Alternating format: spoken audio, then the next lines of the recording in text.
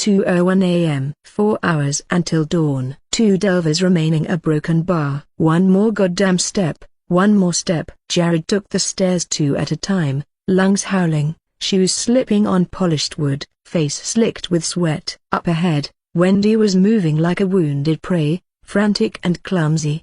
Behind them, Roy's screams clawed at the wallpaper. Words now blurred into gargling howls. Jared knew that sound. He heard it during his fighting days at the schoolyard, of Andrew Whittle breaking his leg during 5th grade soccer practice and how he howled like a fucking toddler for his mama. But there was something wrong in Roy's screams. Something he couldn't explain. He couldn't put a finger on it, which bothered him. They reached the 3rd floor. Below, I see Henry's vampiric blood now coursing through Roy's veins, knitting his bones back together, one pop, one stretch, one hideous second at a time. The delvers didn't stop to listen or speak. Not until they hit the 3rd floor landing. Which way? Jared barked, sweat streaking down his jaw. Wendy spun, face pale and glassy. Left. No, right. You sure? Yeah, she said, but unsure. I think so. Fuck. Jared's hand braced on the wall. This place feels like a giant goddamn maze. It's on the right, Jared. I swear. She was trembling. He didn't trust her memory, but he didn't have a better idea, and every second they stood here was one more second for Henry to catch up. Maybe the movies were right. Rich people were just fucking creepy and not right in the head. What did Lope say to him again? Money makes it easier to do evil things. This one just happened to be a vampire, dressing them up in tuxedos and gowns like plating his food in jewelry and perfumes. Then the screaming stopped. Jared flinched and glanced at the grand staircase. He heard no footsteps running up the stairs, no dark figure looming up the banister, no vampire leering at them. But the silence was worse. Silence meant planning. It meant Henry was probably stalking them now. The last 2 pieces of the steak on his fancy plate, Jared thought morbidly. The hair on his arms stood up like static. He remembered the ballroom, Henry rushing across that marble like he had hydraulics strapped in his legs. 1 second, the bastard was 40 feet away. The next, he was breathing down on his neck and bitch slapped him like he was just another piece of furniture. The motherfucker also struck quite a punch, and he might have broken a rib or 2. It was getting harder to breathe with every step Jared made. If he's that fast and done with Roy, he can get to us. And then up came the question Jared dreaded: why the fuck did we choose him? How am I going to explain this all to the police? They ain't gonna believe a fucking vampire did it. No time to waste. He grabbed Wendy's wrist and yanked her forward. She didn't fight it. Her high heels clacked on the floor as they bolted down the right hallway. He didn't know why she still had that thing on when it looked like it would break her ankles. He didn't question it. Wendy might be a good distraction later if things go south. I'm not dying tonight. Not ever. Then Wendy pointed. Oh my god. I remember that painting. The boy with the yellow vest. What painting? Jared didn't look. She was already running harder, and that was enough. The room came up fast. Wendy lunged, tore away from his grip, and slammed shoulder first through the wooden door. That's it, she said, beaming and jumping excitedly. Come on, get inside. Jared followed, eyes on the hall behind them. Empty. But for how long? What the fuck are you waiting for? I don't see him yet. Jared closed the door. Oh, look. It's open. Wendy was already pointing at the window. I was right. Jared didn't answer. He just crossed the room to the dresser and started pushing. It was heavier than it looked, and he was running on fumes already. Christ, this is gonna be a long night. Help me with this. Wendy caught onto what he was doing and got on the other side and shoved. Her voice shook. Do you really think this is gonna stop a vampire? Jared didn't look up. Nope. Then wire. But it'll slow him down. He paused. Maybe. Jared wasn't sure if it would even do that. That was the only hope they had. Delay. A second here, 2 seconds there. Just enough time to crawl out that window and pray the drop didn't shatter their legs. I think I dropped my weapon outside, Wendy muttered. No way we're going back out to get it. I wasn't suggesting it. They pushed again, legs quaking. The dresser scraped across the hardwood with a screech. If someone was outside in the hallway, they would have heard all of this ruckus. They were so obvious. How's your neck? Jared asked. Wendy flinched. Never been better, she lied. How's your shoulder? Never been better. Another shove. The dresser hit the frame. I don't hear oi anymore, she said. Do you think has a broken bar? Don't, Jared said. Just a broken bar, don't. Maybe he got away? Jared's silence told her everything she needed to know. The chairs, she blurted out. We can stack the chairs. She darted to the vanity, grabbed the chair, and shoved it on top of the dresser. Jared followed suit, dragging an ottoman by the little fireplace, teeth clenched through the pain in his arm. Why can't I be faster? Why can't I be stronger? This is pathetic. They stacked furniture like kids building a fortress. What else could they do? Sheets, Jared said, breath ragged. Tie am like this. Okay. Wendy didn't ask questions. She ripped the top sheet off the bed and started knotting it to the next. Jared grabbed the other and joined in, tying, pulling, knotting with raw, shaking fingers. He tied the final end round the bedpost and yanked hard on it. It held. I'm going down first. His voice was final. But your armor. I said, I'm going first. Make sure it's safe. Wendy didn't argue. Outside seemed as dangerous as the monster hunting them inside. Outside was dark, and it didn't look like there was anywhere to hide. But there are a lot of places to run, Jared thought. Wendy didn't look like a fast runner. If she was, well, she wasn't showing it. Hopefully, vampires were like bears. They went for the slowest prey. Even with his wounded arm, Jared might make it out alive and out of this hellhole. Sorry, Wendy. Jared moved to the window. The cold night air hit his face like a slap. His muscles screamed as he hoisted himself onto the windowsill, ignoring the throb in his shoulder. It didn't matter anymore. Pain didn't mean shit when death had your scent, and the fucker was only a heartbeat behind. Something rattled behind him, the doorknob. Oh my god, Wendy whispered, then urgently, he's outside. Jared, he's at the fucking door. Hurry. I'm going. He snapped. I'm going. He hooked his leg out the window and grabbed the first knot in the bedsheet rope. His palms started sweating, and he hated when they started doing that shit. Why now? Why now? The drop below was a black pit. Maybe he could see some bushes. Perhaps he'd end up having broken bones. He didn't like to imagine what that pain felt like. I couldn't see shit. If there'd been moonlight, maybe he could have aimed better. It was a 3-story drop from the ground, and he wouldn't risk it by jumping off right now. He could live with a bad arm, but he still needed his legs to run the fuck away. Wendy stuck her head out the window. Move your fucking slow ass. Bang. The door shook. Jared felt the vibration even from outside, and he clung to the sheets like a ninja. The dresser scraped with a loud nails on chalkboard screech. The chairs rattled. The ottoman crashed to the floor with a hollow, final thud, causing Wendy to yelp from surprise. Oh fuck. He's coming in. Hurry. Don't rush me. Oh shit. Jared's grip faltered as he descended. His foot slipped on one of the knots, and the sheet yanked hard against his ribs. A flash of white paint tore through his side, and for a second, he dangled one hand, one arm. Too much body weight and not enough upper body strength. I knew I shouldn't have quit my gym membership 2 months ago. Who the fuck charges $50 a month for a membership anyway? In this economy? What a total rip-off. But somehow his foot found a protruding recess above the window on the 2nd floor. He felt like God had given him a chance, and he braced his foot against it, breathed, and adjusted himself to get a better grip on the rope.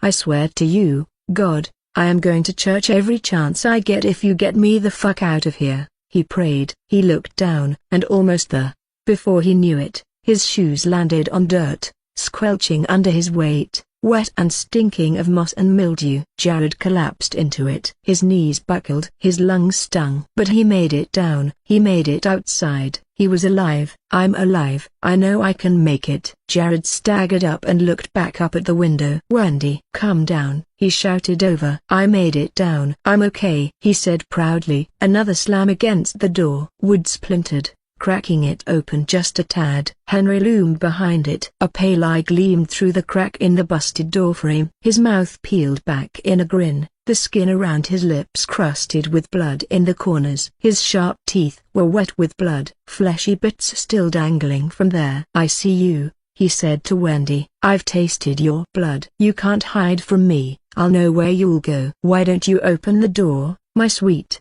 and we'll dance at the ballroom. We'll have a very lovely dance. Just you and me. Henry was holding back, He was much stronger than he looked, and I reckoned that his struggle to push over a flimsy barricade was all for show. Bravo to the archetype for making it look freaking convincing. One strong kick with his vampiric strength, and he'd have the door knocked off the hinges and the dresser sliding across the room in a heartbeat. But he didn't want that. No, he wanted the Delvers scared, helpless, yet still filled with a slight tinge of hope that they could escape him, that they had done something to prevent and delay their inevitable deaths. That's what would make it more tragic. When he finally captured and killed them, when his fingers curled around their neck as he drank them dry, and all that hard work and dramatics were pretty effective. Wendy screamed bloody murder, and she looked genuinely terrified, as if her entire soul was about to leap out and abandon the rest of her body. She frantically tried to get through the window, feet first,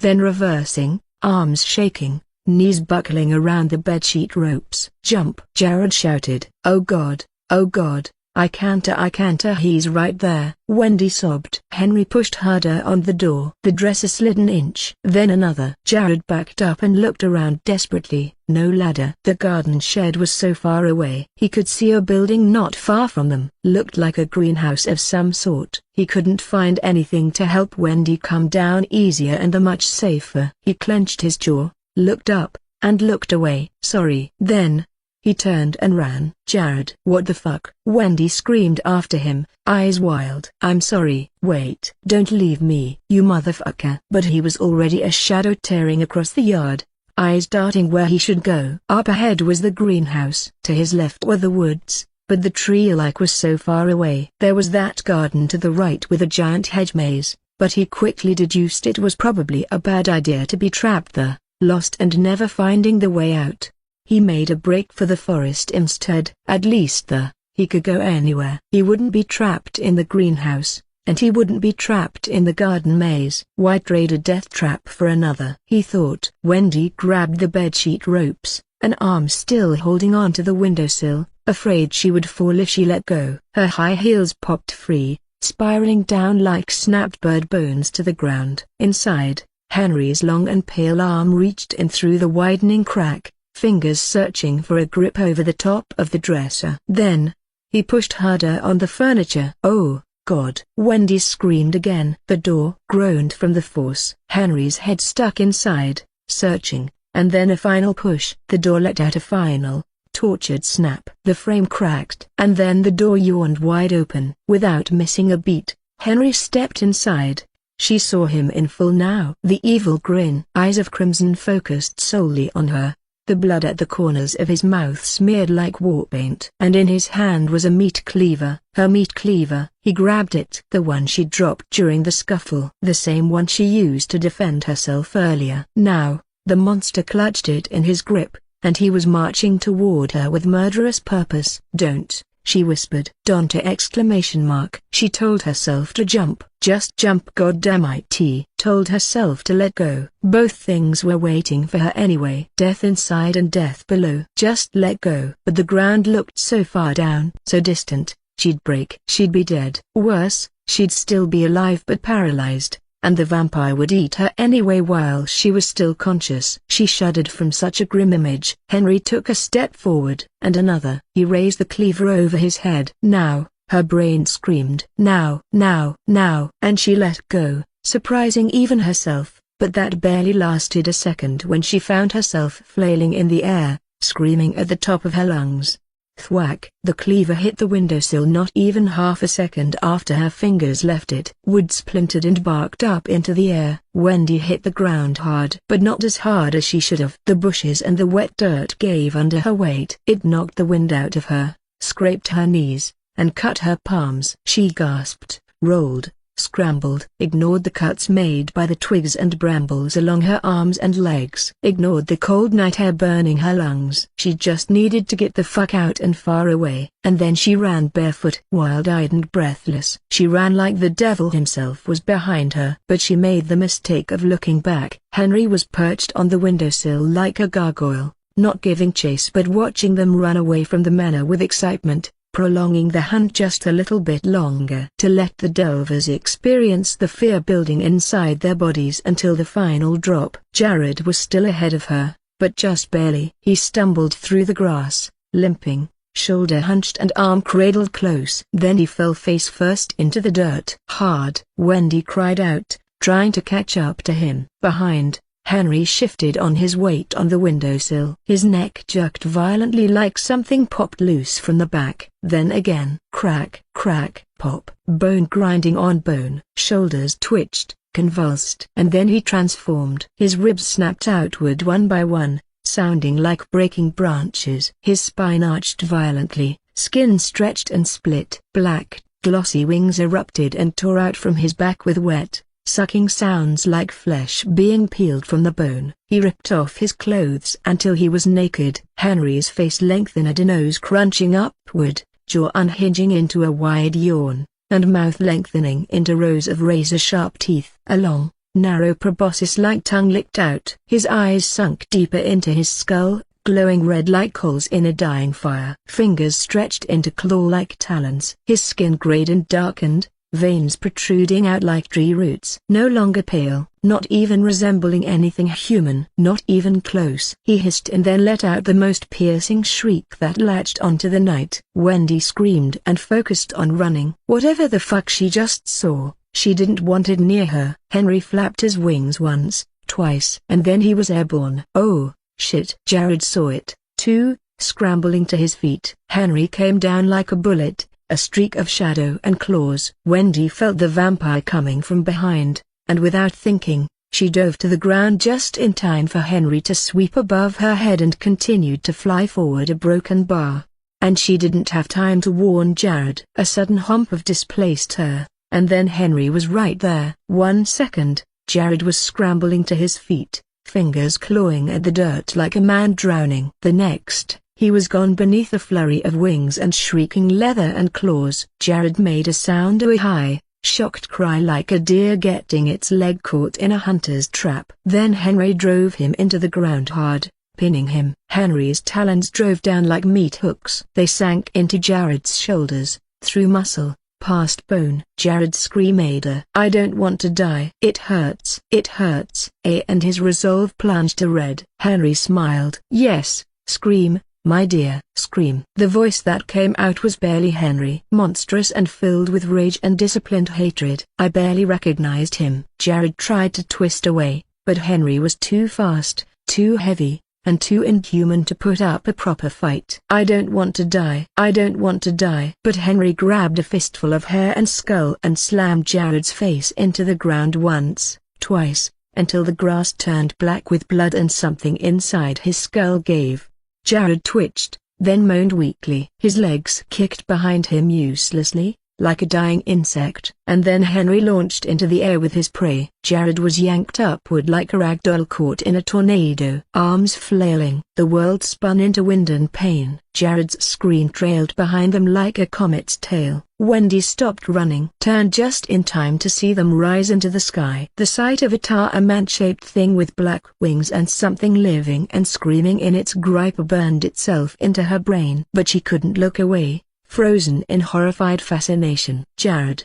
she screamed, useless. Up they went, 30 feet, 40, maybe higher. Jared's legs kicked wildly, shoes falling off mid-flight. Blood streamed from his arms down Henry's claws, leaving a crimson trail behind them. Then Henry leaned in. His jaws opened far too wide, unhinged like a snake. Fangs glistening, coated in stringy drool. He bit down. It wasn't a broken bar elegant. Not by a mile. It wasn't the clean, romantic kill of some old Bela Lugosi's vampire films. When a vampire eats, it's fucking messy, I thought. Henry latched onto Jared's face, not the neck, and chomped. Arterial spray hit the wind in dark arcs, skin tore like wet paper. An eye popped free. Teeth shattered outward from the force of Henry's jaws. The vampire shook his head like a dog with a new chew toy, flinging bits of cheek and jawbone into the night. Jared's scream choked out midair and became a gurgle. Then, a breathless wheeze. His head lolled,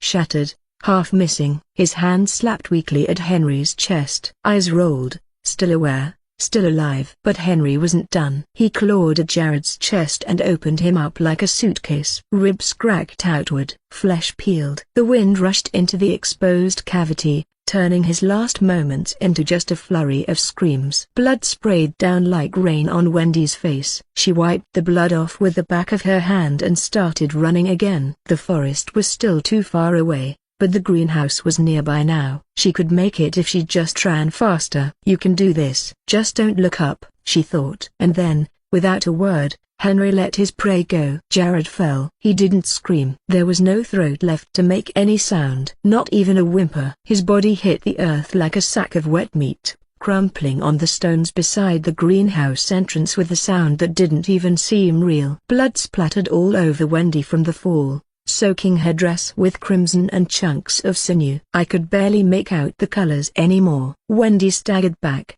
gagging, screaming, hot piss running down her legs as she turned and ran away from the greenhouse door, mind blank with panic. She didn't think. Couldn't. There was no room for thoughts. Only the image of Jared's body jerking, twitching, and emptying of blood. The crunch of his ribs gave way. That horrible slurping sound he made as he was dying. Behind her, Jared made one last sound, like he was trying to speak around a throat that wasn't there anymore. And then a broken bar. Nothing. Eyes rolled back. Dead. "You have gained 2 essences, Jared McCardle. You have gained 300 crystals." 2? Neat, I thought. "Thank you for your essence, dude." But Wendy's screams pulled me back out of the prompt. "Oh, right. Someone's about to get murdered." Above, Henry hovered silently, watching. Wings stretched wide, some sick parody of an angel blotting out the sky. That goddamn smile was still on his mangled, blood-caked face. And then he folded and tucked his wings, leaned forward, and dropped like a stone. Henry landed in front of her, dirt and leaves kicking everywhere from the impact, though the way he landed barely vibrated into the earth. A rapid, near bullet-speed flight to the softest landing. Wendy skidded to a stop, ending up with her feet tangling beneath her, and she rolled across the grass hard. Her palms scraped raw, her gown bunched up around her thighs as her breath was knocked clean out of her lungs. She scrambled backward from the creature now towering ahead. Henry loomed, chest barely heaving, fangs still wet from the last feed. His silhouette blocked out the lights from the manor, which scattered it into a dim haze in the surrounding area, painting the vampire's dark silhouette and pointy, bat-like ears with terrifying prominence.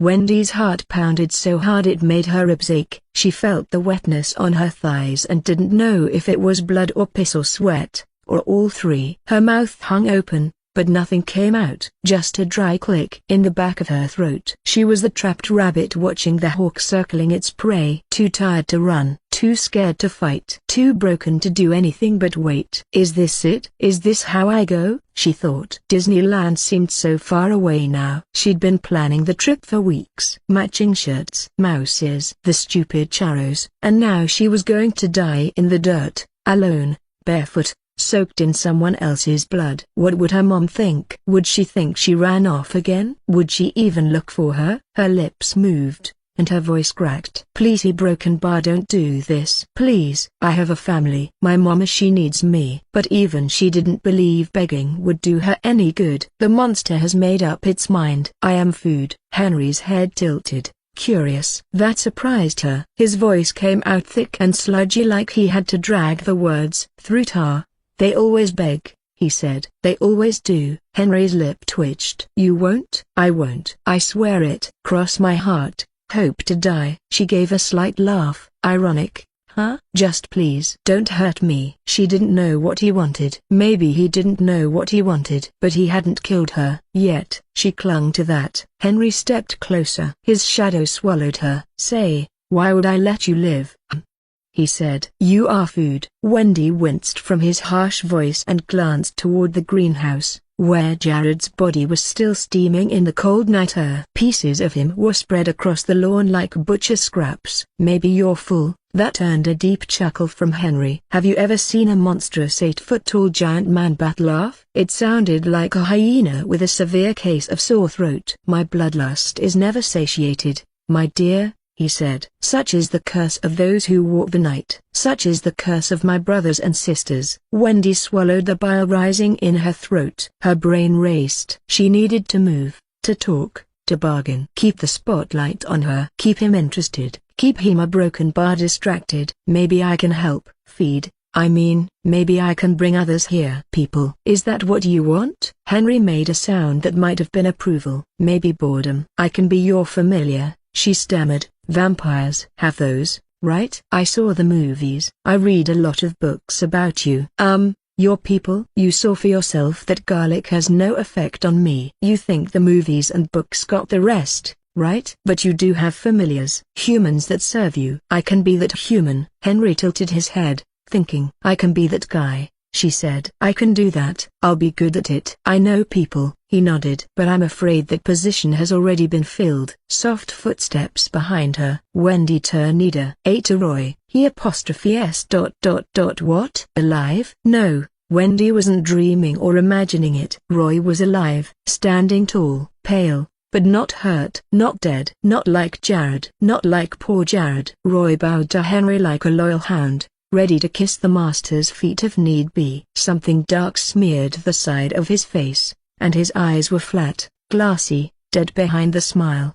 He turned to her and frowned. Was that a broken bar? Regret? Sympathy for her? Pleasey broken bar. Pleasey broken bar. It was all she could manage. Roy could barely look at her. Henry stepped a little bit closer, watching her the way a cat might a wounded bird it had caught in the backyard. The manor can be a lonely place, he said softly, his tone almost gentle but still scratchy and whispery. Instead of being my familiar, a broken bar. Do you accept companionship? She blinked. Car companionship? Wendy felt a chill crawl over her. You're offering me a broken bar? Are you saying a broken bar, as my spawn? Yes. Eternal life, youth that never fades, strength that never falters, possibilities that are never-ending. You can walk it forever. That is what I offer. Or a broken bar. He paused, smiled with those blood-wet fangs. Or I can end it here, right now. But I can't promise it will be painless. The moon lit his face. The wind rustled the grass. Somewhere far away, an owl hooted. Silence enveloped them. You'll turn me? Wendy whispered. Henry leaned in. The scent hit here, a sour rot and centuries of decay. His lips curled. And so much more,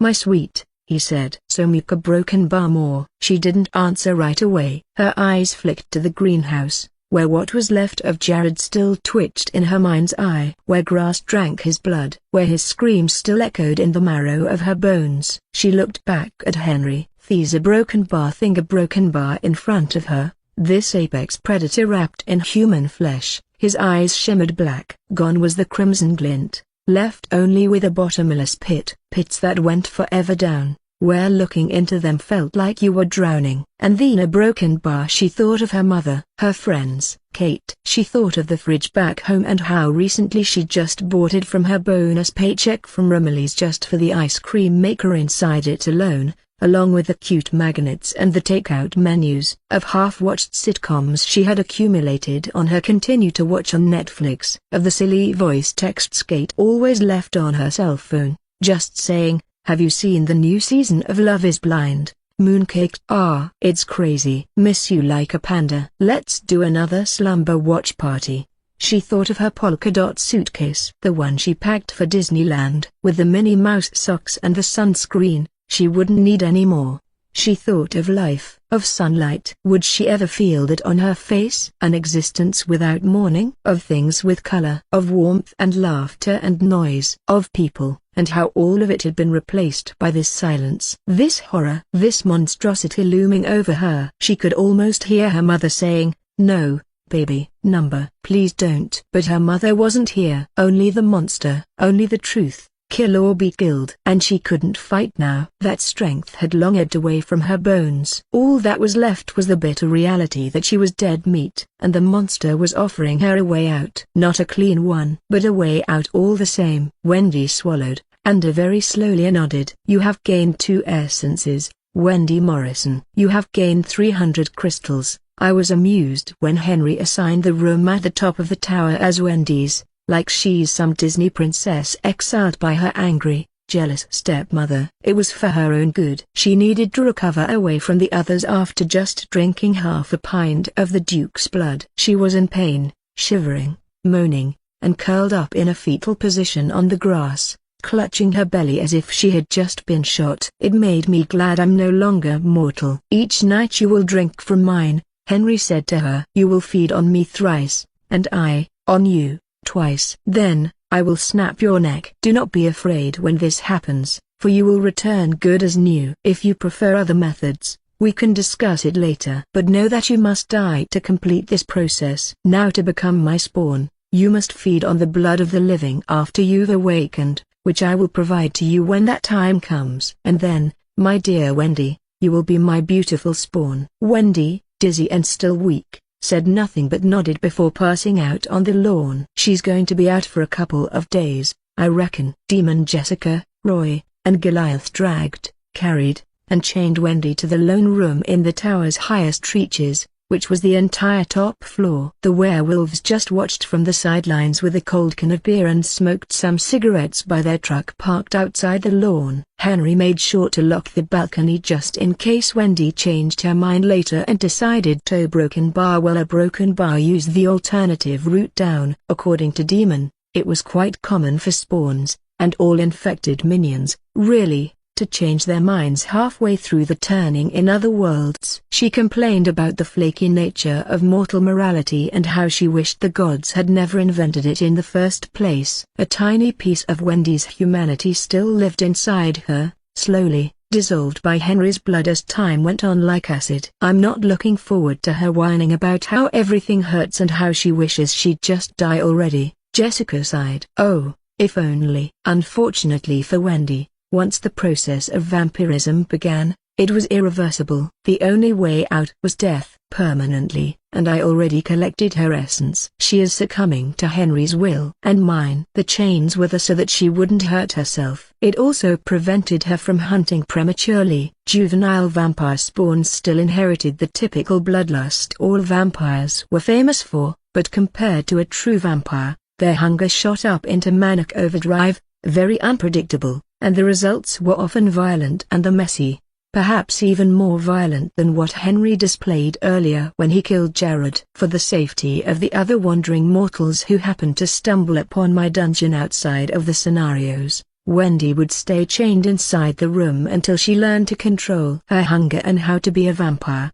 And she can still be killed. Don't forget that part, I thought. The system considered spawns as minions. Cannon fodder. More like. Though they inherited a fraction of the vampire's strengths and constitution, a typical four-party team of delvers could overpower her easily, though not before she would put up a damn good fight, maybe took one of them down in the process, or severely injured them, which I was counting on. I've noticed that resolve dropped pretty damn fast when delvers were wounded. Not everything in this dungeon was made to be a cakewalk, and the system wouldn't allow me to give preferences, although it wouldn't be able to stop me from tailoring a scenario into easy mode, if such an occasion called for it. Apparently, minions were the standard inhabitants for dungeons across the universe, which Demon Jessica and Henry were kind enough to explain. In the context of a video game, I had been creating the big lair bosses, the archetypes, ever since I started, but I never added the minions that served under them. Though not all archetypes required minions. Goliath certainly didn't need one,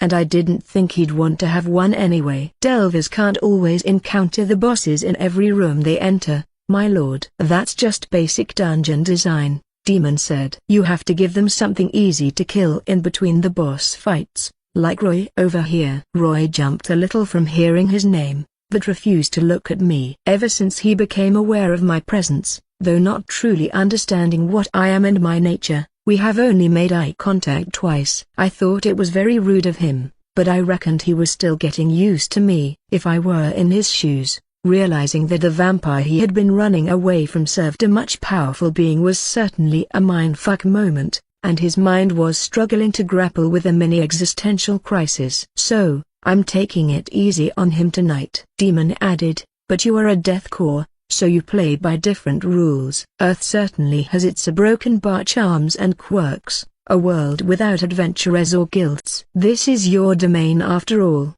and I adhere to your decisions, whatever that may be. Demon frowned. But Roy is no goblin or mephilite. What's a mephilite? I asked. Imagine a human baby's head, only the head, but with devil horns and bat-like wings protruding at the back of their skull, and they shoot fire lasers out of their gibbering mouths as they chase delvers around the corridors of a dungeon. Not very deadly, but they hurt like ass on a stick. Though just like a swarm of bees will kill you, they can, too. Eventually, I blinked, processing what she just said to me. That's a broken bar, new. Oh, don't you ever think about inviting them down here? I like my peace and quiet, and they cry a lot. I already have to deal with Wendy whining for the next week while she completes her turning. Personally, I'd hate to have baby monsters running around the dungeon, Henry said. I don't have an affinity for smelly toddlers and spoiled children. They annoy me. Aren't you the one having a spawn? Demon asked. She's a grown woman. How do you kill a vampire spawn anyway? I asked Henry.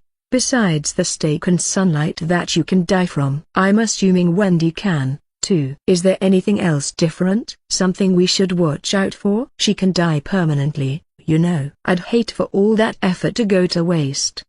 That's what she is made for. No hurt feelings, my lord, Henry said. Demon perked up. Oh, is that why you turned her? For that waitress? Not just her. Sheila is a good friend of hers. Imagine how her resolve will dissipate when she sees Wendy when they come by the manor during their delve. Demon's eyes lit up. And imagine the drama from having to kill her. Oh, Duke, you're bad. Duke tried to hide his grin. He paused for a moment, thinking while watching Goliath put the final cuff around Wendy's left ankle. She was sprawled across the bed, sound asleep. Spawns can die the same as any mortal creature, my lord. Separating the head from the body should do it. Total immolation, too. No matter how fast her healing regeneration is, fire and decapitation cannot save her. But a broken bar that doesn't kill you. Henry smiled mischievously. No, but it will piss me off. We gathered again at the dining room to finish eating all the food I conjured for 1 crystal. I've already received the prompt from the Imaran Guild,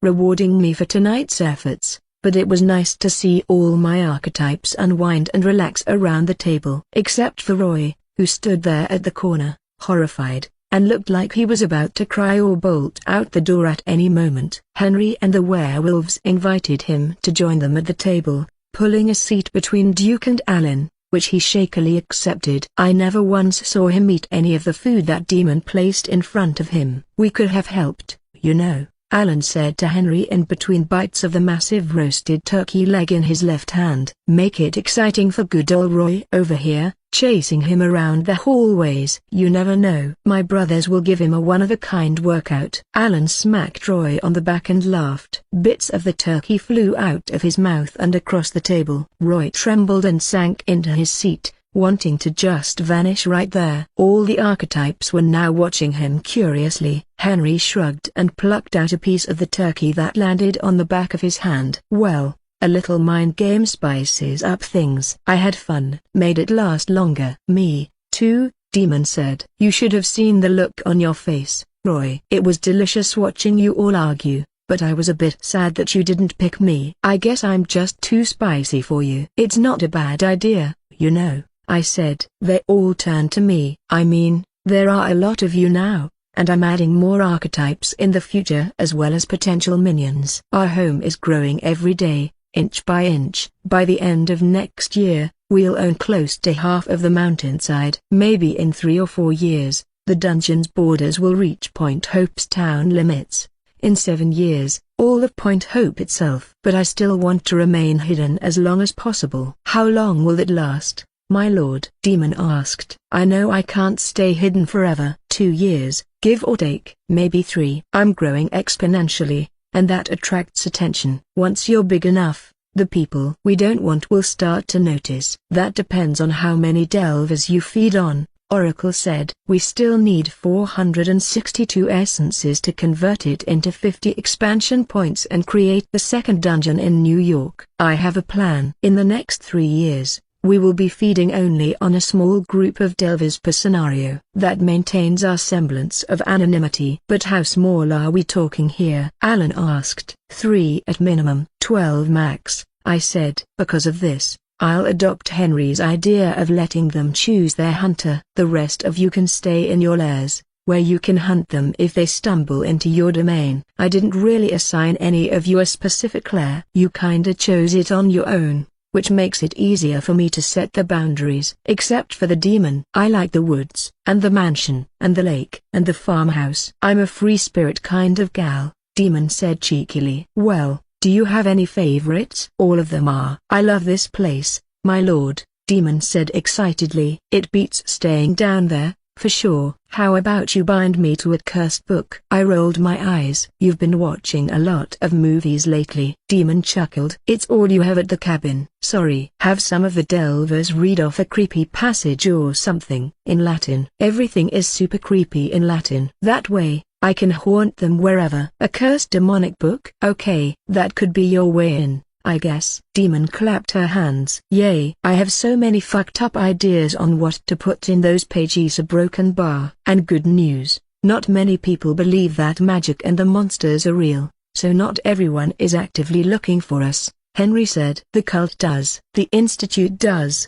whoever they are, Luke scoffed. But if they do show up, I'll welcome them to a good time and my teeth. Careful, brother, Alan said. I'm not comfortable knowing there's another organization out there that might know about us. Or is it after us already? Call me paranoid. You're paranoid, Demon called out teasingly. Which brings me back to why we need to be quiet in the next couple of years, I said. The less we draw attention to ourselves, the better until I grow powerful enough. I know there aren't that many people where I chose my dungeon, but rumors are a very powerful thing. Especially urban legends. Hopefully, it will entice delvers to come to us with the help of the internet and Oracle, of course. May I suggest one thing? Alan raised his hand. I nodded. Go for it. Instead of sitting the delvers down in one room and forcing them to choose one of us, they'd be onto who is hunting them, right? Can't we add a bit of a mystery?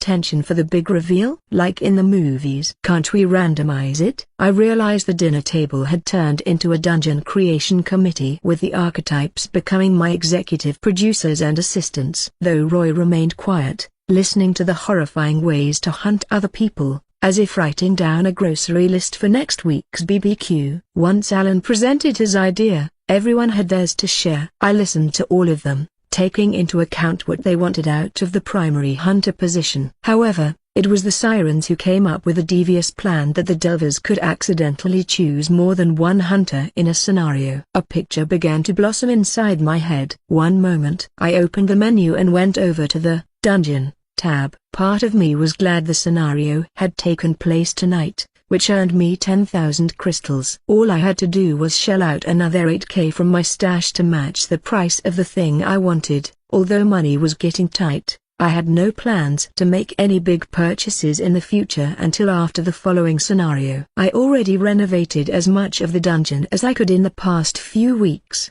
including new additions to the court tree. The latter part was expensive already. I created 3 classic dungeon chambers beneath the court tree, accessed only by sliding down through the gnarled roots that formed the entrance. 2 trap rooms and 1 large chamber that now housed my core, of which I planned to create a mechanical construct in the future as my guardian.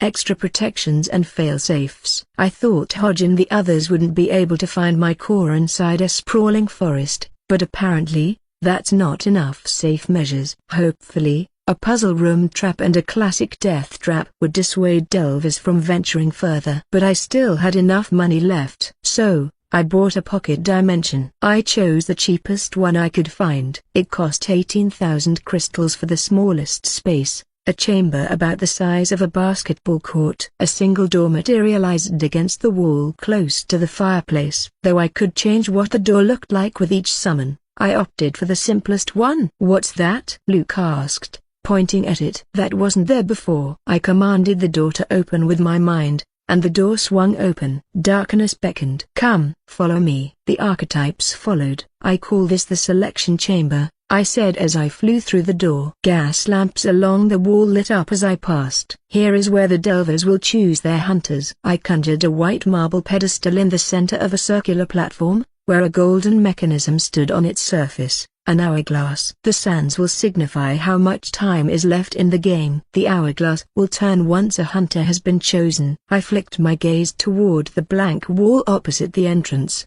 and 7 doors materialized. And these are their choices. Which door to open? I'll also take the siren's idea. If they open multiple doors in a short time, those archetypes will be the hunters, too. How short? Demon asked. 6 seconds. I said. That's 1 full round in a tabletop game. Opening another door after that doesn't count. When one of these doors opens, the archetype will immediately know they are chosen. No need for me to fly over and tell you. That would get annoying really fast, but I didn't say that out loud. Luke raised his palm for a high five with Garth, who rolled his eyes and gave it to him. He asked, "Can we draw on these doors? Like to decorate it? We're so gonna make it look badass that they'll end up opening it, or scare them away from opening the door, dingus," Alan said. "Nah, we'll make it nice and like woodland themed or just nature, trees, and basic shit. That way, they'll open it to find out what's inside." Luke nodded. "A broken bar, yeah, broken bar, I get it. Mind games. Mental health. Psychology. I gotcha, bro. That's why you're the smart one." I caught Henry rolling his eyes at the corner. Demon put her hand on her hips. "I lean more into biblical scary. I don't know, but it screams me, you know, the Bible but with tits." I narrowed my gaze to all of them. If you guys want to do arts crafts here, that's fine by me." "Who here wants to do that?" Everyone raised their hands. Even Goliath and Old Growth. I laughed. "Okay, fine." Kevin Yates and the others are coming by tomorrow to check out the property, but this scenario won't happen until next weekend, at the earliest. If they bite the bait I have for them, there's plenty of time to draw on the doors after their visit. However, I won't use crystals to purchase the items. We have enough real-world money for that. Shop online or in town for those who can pass off as human, okay? I suppose this is a better use of the $50,000 I received from Justin and Melanie Hodges' bank accounts. They wouldn't need them anymore. The archetypes let out a few cheers, and the sirens were already busy chattering, more like hum-singing, on what they should put on their door, filling the chamber with their soulful voices. I was surprised to see Goliath write down a list for Oracle and Demon to order online for his door. He also added Old Growth's list since the plant literally didn't have small opposable thumbs to write with, which was nice of him. It would take them a few more days to finish this little project. At least they were having fun. I slipped out of the chamber, they barely noticed, and entered the room opposite the dining hall. I could no longer hear their excited voices as I focused my attention on the lone vault door across a vast sitting room, half hidden by a bookshelf filled with old volumes of encyclopedias. Henry suddenly appeared next to me. "Wonderful job you did tonight, Duke," I said. "I aim to please, my lord," Henry said. "Do you think they'll take the bait?" "Kevin and his goons?" "Most definitely. Their business is failing. Half of the town wants them to shut up or leave. This will push them to do what we want." "Are you sure it will work?" "You've been human not long ago." "What do you do for work?" "I work for the bank." "So, what will you do when presented with this opportunity?" Henry was quiet for a moment, and then he nodded. "I'll steal it." "Eventually." "Then, it will work." I pushed the bookshelf aside and opened the vault with my mind. It swung open. Inside were priced antiques, various art paintings by long-dead painters, and stacked gold ingots worth $6 million, all at the cost of 300 crystals. The system just viewed this as junk, meant to decorate a dungeon to entice delvers to venture deeper into the lair of an ancient dragon. To humans on Earth, a broken bar, it's a life-changing treasure. There was only one outcome I wanted for Kevin Yates and the others to do: attempt to steal all of it. "And the scenario will commence." "Pick up the damn phone, Jared," Ray Klein muttered, words muffled by the cheap drywall as he stalked back into the break room. He shoved his Samsung deep into his pocket like he wished he could shove Jared in there, too, and forget about him. Lope Sanchez and Daryl Gallagher sat hunched over a battered folding table in the corner, their cards spread between them, the yellow overhead light turning the piles of cheap beer cans and ashtray sludge into something almost holy. Lope didn't even look up, he just dragged on his smoke and blew it sideways, the plume drifting toward the Pepsi machine that hadn't worked in 2 years.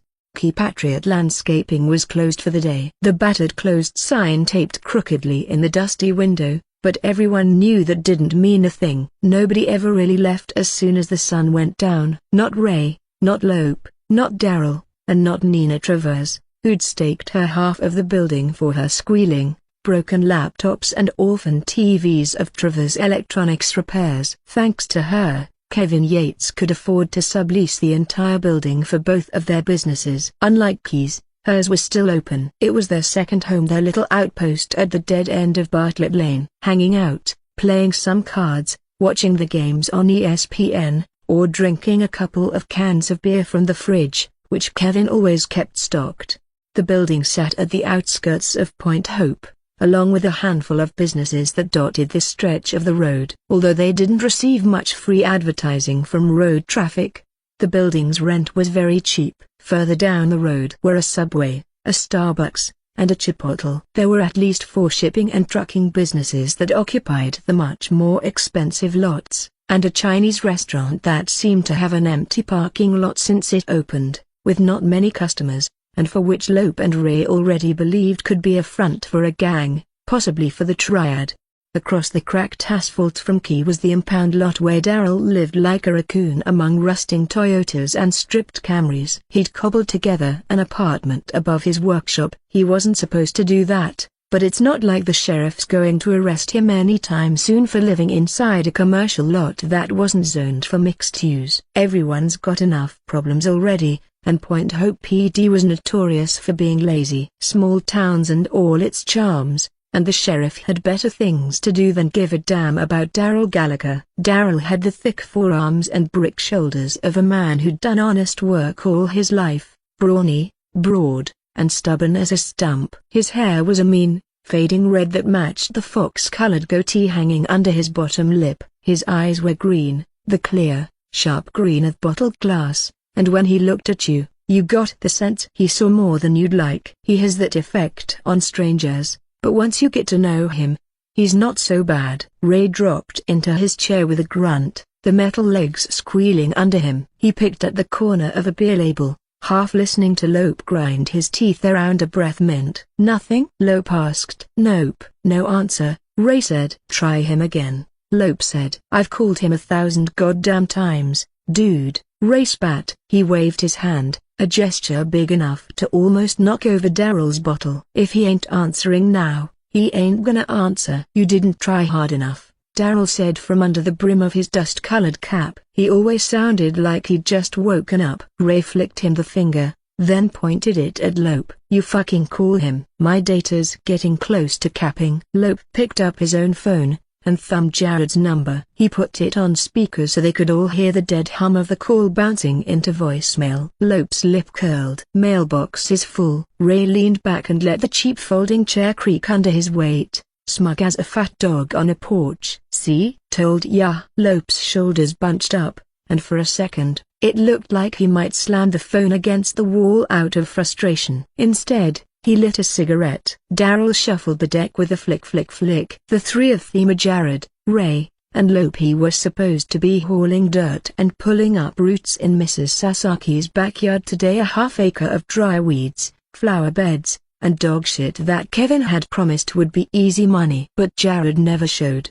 Kevin was off, sweet-talking some rich British guy he had met at the bar out at North Cedar Lake. And now the whole day was shot to hell. What was supposed to take 2 hours lasted 5, and Ray could feel the creeping sunburn at the nape of his neck. "Ha! I won again, fellas," Daryl exclaimed. Daryl leaned back in his chair, a grin splitting his pale, ruddy face as he laid out his winning hand, a flush, all hearts. Lope squinted at the cards, then at Daryl's smug smile. He spat to the side and muttered under his breath, just loud enough for everyone to hear. "Pinch ga 1/4 erodamir da broken bar nisabes juga, nom 8 tilde inverted exclamation mark estion suerti." Daryl barked a laugh, raking in the pot with those long, bony fingers while Lope glared at him. "You're lucky this ain't real money, Mex," Daryl said. "Third time in a row, man." "Lose a little," Lope said. "And don't call me Mex. I'm Guatemalan." "Bar. Same beach. Same sand. Same sun." "Not to me,"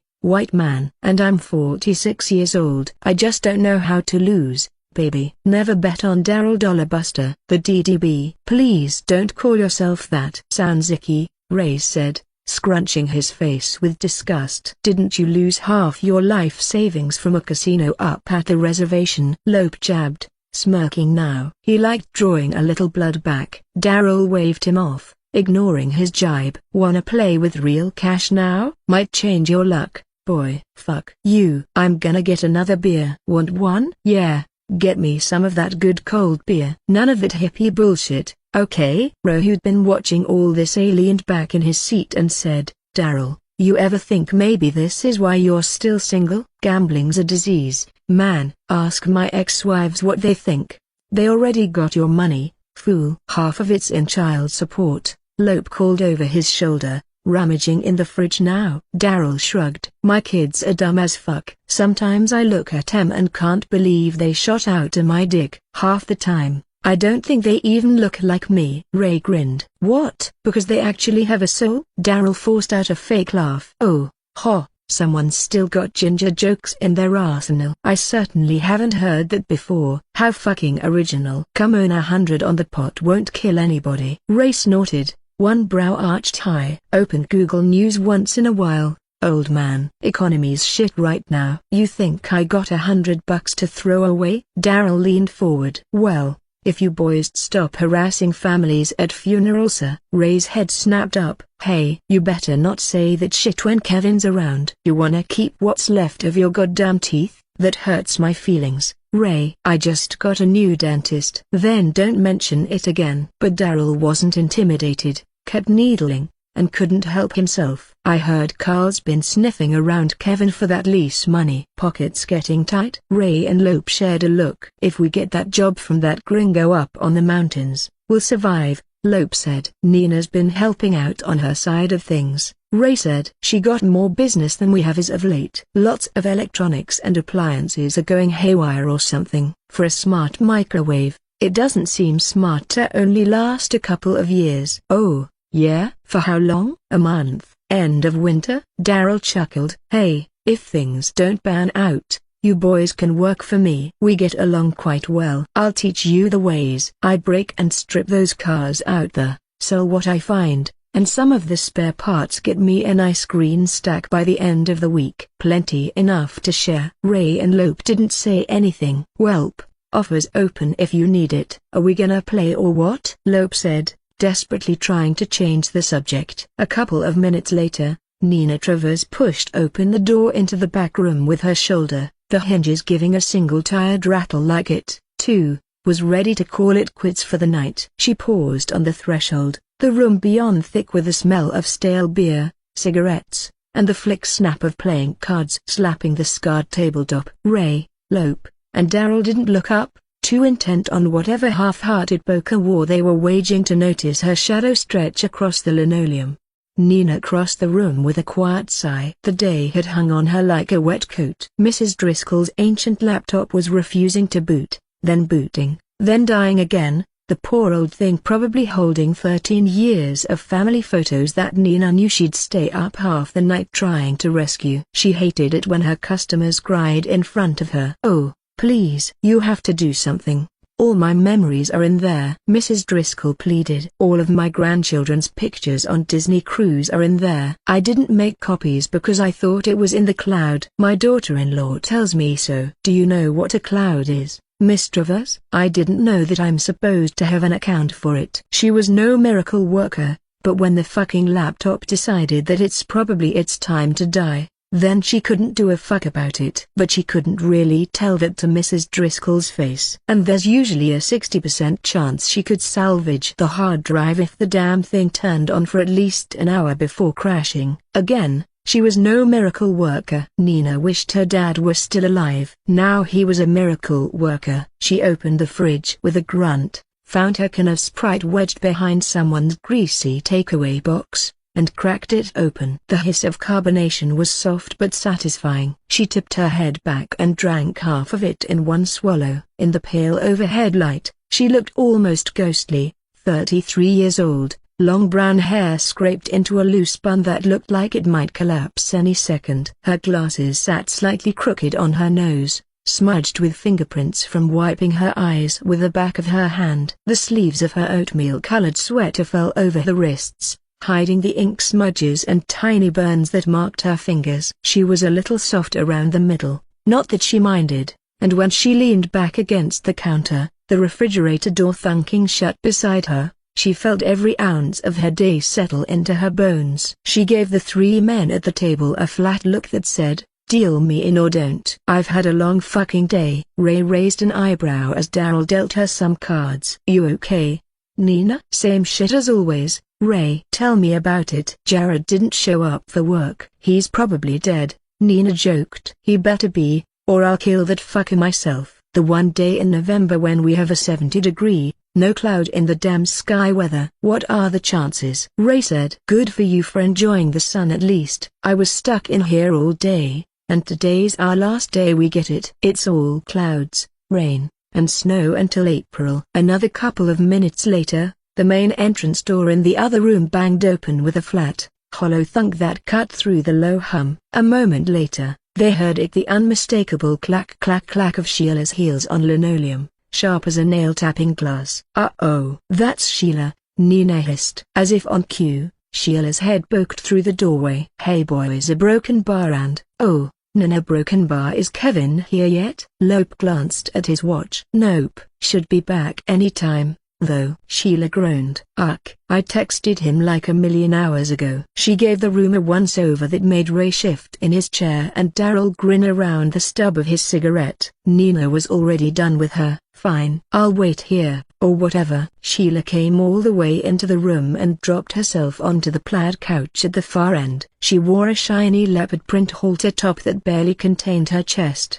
The cheap fabric stretched so tight you could almost hear the seams begging for help. Her jeans were acid-washed, ripped at the knees, and so tight they looked painted on. She'd thrown a cheap faux fur jacket over her shoulders, white, with matted patches from years in thrift store bins. Clear plastic heels, toes done in neon pink polish, big hoop earrings. A fake gold chain that spelled out Chanel swung above her cleavage. She looked every bit the kind of trouble Kevin liked to show off, and precisely the sort of problem the rest of the crew pretended not to watch when she bent over. "Can I have a Coke, please?" Sheila asked. "Go get it yourself." "I'm not your maid," Lope said. Sheila frowned. "But I already sat down a broken bar." "Fine." Lope went back to grab a can of Coca-Cola for her. "Here ya go." "Thanks." "You're so sweet." "Where the fuck are you going, anyway?" "It's called a date night, Lope." "Ever heard of that?" "I regret that I asked." "Well, Kevin and I are going out of town to a fancy Italian restaurant in Tigard, and then we're going to watch the Marvels on IMAX. There's no IMAX theaters here in town, so we're gonna take that long drive to one in Bridgeport." Lope scrunched his face. "But Kevin doesn't like Captain Marvel." "But she's my faff, and he wants to get laid tonight." So we compromised. "It's not the movie. It's the mall," Daryl whispered. "You sound like my ex-wife." "No offense." "None taken." "I don't know her," Sheila said and took a sip of her Coke. "And yes, he promised me I could go shopping. He says he's got an expensive job lined up." Nina rolled her eyes. Where's Kate?" "Sheila, working since Wendy's in California." "Oh, I gotta tell you something." "Did you know she's going on a date with someone?" "With Jared?" "Finally?" Ray asked. "No, not finally." My sister won't touch him even when they're in the same room, much less across a table." "What makes you think she's going to say yes?" "Who is it, then?" "Apparently, that hot British guy from last night asked her out, and they're going to a dinner date tomorrow here in town, which is very exciting." "I never really thought my sister has game, you know." "She always has the romantic presence of a lady with 6 cats." "Well, will you look at that?" Daryl nodded, amused. "You boys are also working for him soon." "Yeah, if Kevin gets the job," Ray said. "But isn't it exciting? My sister is dating a genuinely handsome millionaire gentleman, although he kind of hinted that he might be royalty, too." "Imagine my sister as a royal," Sheila said giddily, but there was a hint of jealousy laced in those words. The boys didn't seem to catch it. Nina, however, scoffed. Kevin's truck rumbled up the gravel outside. Everyone in the back room heard it, And just like that, the air shifted. The engine cut off with a cough that echoed down the block. Welp, speaking of the devil, a broken bar, Daryl drawled. Less than a minute later, the entrance door chimed, and Kevin walked into the back room, strode toward Sheila, and gave her a kiss on the forehead. He turned around and gave everyone a curt nod. "Sup, baby? All ready to go?" Kevin asked. "Yep." "Didn't wait too long," Sheila purred. Ray's voice cut in before she could nuzzle closer. "Yo, so we're good with the job?" Kevin turned around and frowned. It was all for show, of course. Then, his lips curled into a shit-eating grin and a big thumbs up. "Yeah, boys, we got the fucking job." "Really? On the spot?" Lope couldn't believe it. Nowadays, it sometimes took their clients a day or two, sometimes a week, to think about their quoted price if they could afford it, or to hear another quote from somewhere else. Hired right away. Actually, who's gonna say no when they already got the best? Ray clapped Kevin's shoulders. "Hey, if you're that rich, why listen to someone else?" "Shit, man. How much are we talking?" Kevin rocked back on his heels, milking it. He loved this part when all the attention was on him. 3 weeks, 40K when we wrap, half up front. "Materials are already covered," he said. 40 grand? Ray nearly toppled his chair backwards. Nina smiled. "Maybe you can finally pay your side of the rent, eh, Kev?" "It's coming, it's coming, Electro Queen, you betcha." "It's due in like 2 weeks." Lope's mouth twitched. "And he didn't even negotiate?" Lope asked, suspicion curling in his throat. Kevin shrugged, that grin glued in place. "Hey, it's a big part of the property we're working on. A hedge maze. They got money to burn, I guess." The guy's assistant handled it. Jessica, or Jennifer or whatever. "Oh, Roy Sherman works for them now, too." "Did you know that?" "He wasn't there to handle the deal?" Lope asked. Kevin shook his head. "He's in Portland doing some business or some shit." "I didn't want to be nosy and made her think I'm some creep." Daryl's head snapped up from the deck he'd been shuffling, eyes twinkling behind his fox grin. "Roy Sherman? Budweiser Roy? You're shitting me. I thought he was Mike's gopher up on 6th. Guess he quit." "He's their butler now. Has been for weeks, he says." Daryl laughed. "Shut the front door." Roy Sherman a butler?" Daryl's laugh turned into a cackle. "Cheese and crackers, that is the funniest shit I've ever heard. That man can't even stand straight without slouching, nor have table manners since he's 12. He probably makes more than we do," Nina said, her voice half bored. "Well, good for him. That son of a bitch owes me money," Daryl said. "Here I thought only pompous English people could be butlers." "Hillbilly butlers," Nina added. Sheila leaned into Kevin. "Babe,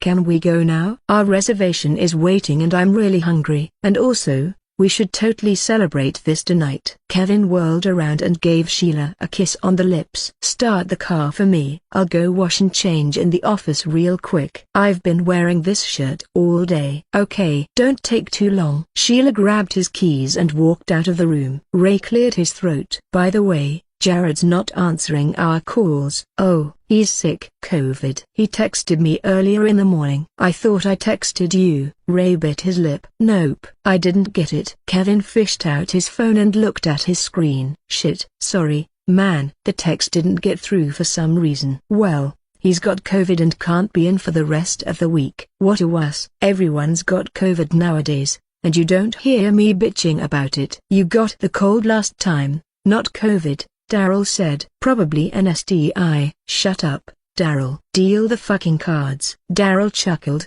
amused. "Here ya go, pussycat." Lope caught Kevin by the arm just as he was about to slip into his cramped office. Kevin froze, hand on the knob, eyes flicking back over his shoulder. "Hey, since we're working for that mana." Mr. Duncan," Kevin corrected. Mr. Duncan, yeah. "We're gonna be a man short with Jared not around." "And this sounds pretty last minute." "I actually know a couple of guys who canna." "I'll ask my nephew if he can work with us," Kevin interrupted. Lope almost want to laugh. "Xavier's got smooth fingers, boss." "No offense. Xavier plays football and baseball. He can handle it, and if he doesn't want to work, then I'll make him work." "The boy doesn't even go to school anymore since my mother's homeschooling them." "This is an important job, and I think my mom will agree." But something bothered Lope. "Hey, Is everything alright? Kevin raised his brows, the corner of his mouth curling into that same grin he used on customers to turn up the dial of his charm. What's that? I've known you a long time, man. What's going on with you? Don't start, Lope. I'll tell you tomorrow, alright? Get everyone together at Rumley's. My treat. First round, hell, maybe the second too. Invite Nina. Why? Poor girl hasn't been out in a while. And I also want to ask her something. Maybe Daryl, too. Do you know if Kate is working tomorrow? Nope, she's got a date with that British dude. But that's not what I meant. Why? Lope didn't move. He crossed his arms, blocking the crack in the door. What is it? You find something up there? Kevin's grin froze into something almost thoughtful. For a second, he seemed to be somewhere else. Maybe up in that gutted old asylum now turned mansion with its fancy stone floors, chandeliers, and echoing large halls. He could almost see the heavy steel door again of that vault. He was sure it was a vault, the way it swung open just wide enough for him to catch that glint in the half-dark chamber when the woman gave him a tour of the property. Not money exactly, but something better. Something that rattled around inside him like a coin in an empty jar. Have you ever thought about leaving this place? Kevin said suddenly, his voice softer than it had been before. Just a broken bar packing up, going somewhere warm, somewhere nice. All the money in the world. Never looking back. Lope snorted. What the hell's that got to do with anything, man? Kevin snapped out of it. The grin was back. Tomorrow, okay? Go drink your beer, turn on the TV and watch Monday Night Football. I'm still subscribed to ESPN. Keep Ray and Nina from betting real money with Daryl on the table. I got plans to make with my girl tonight.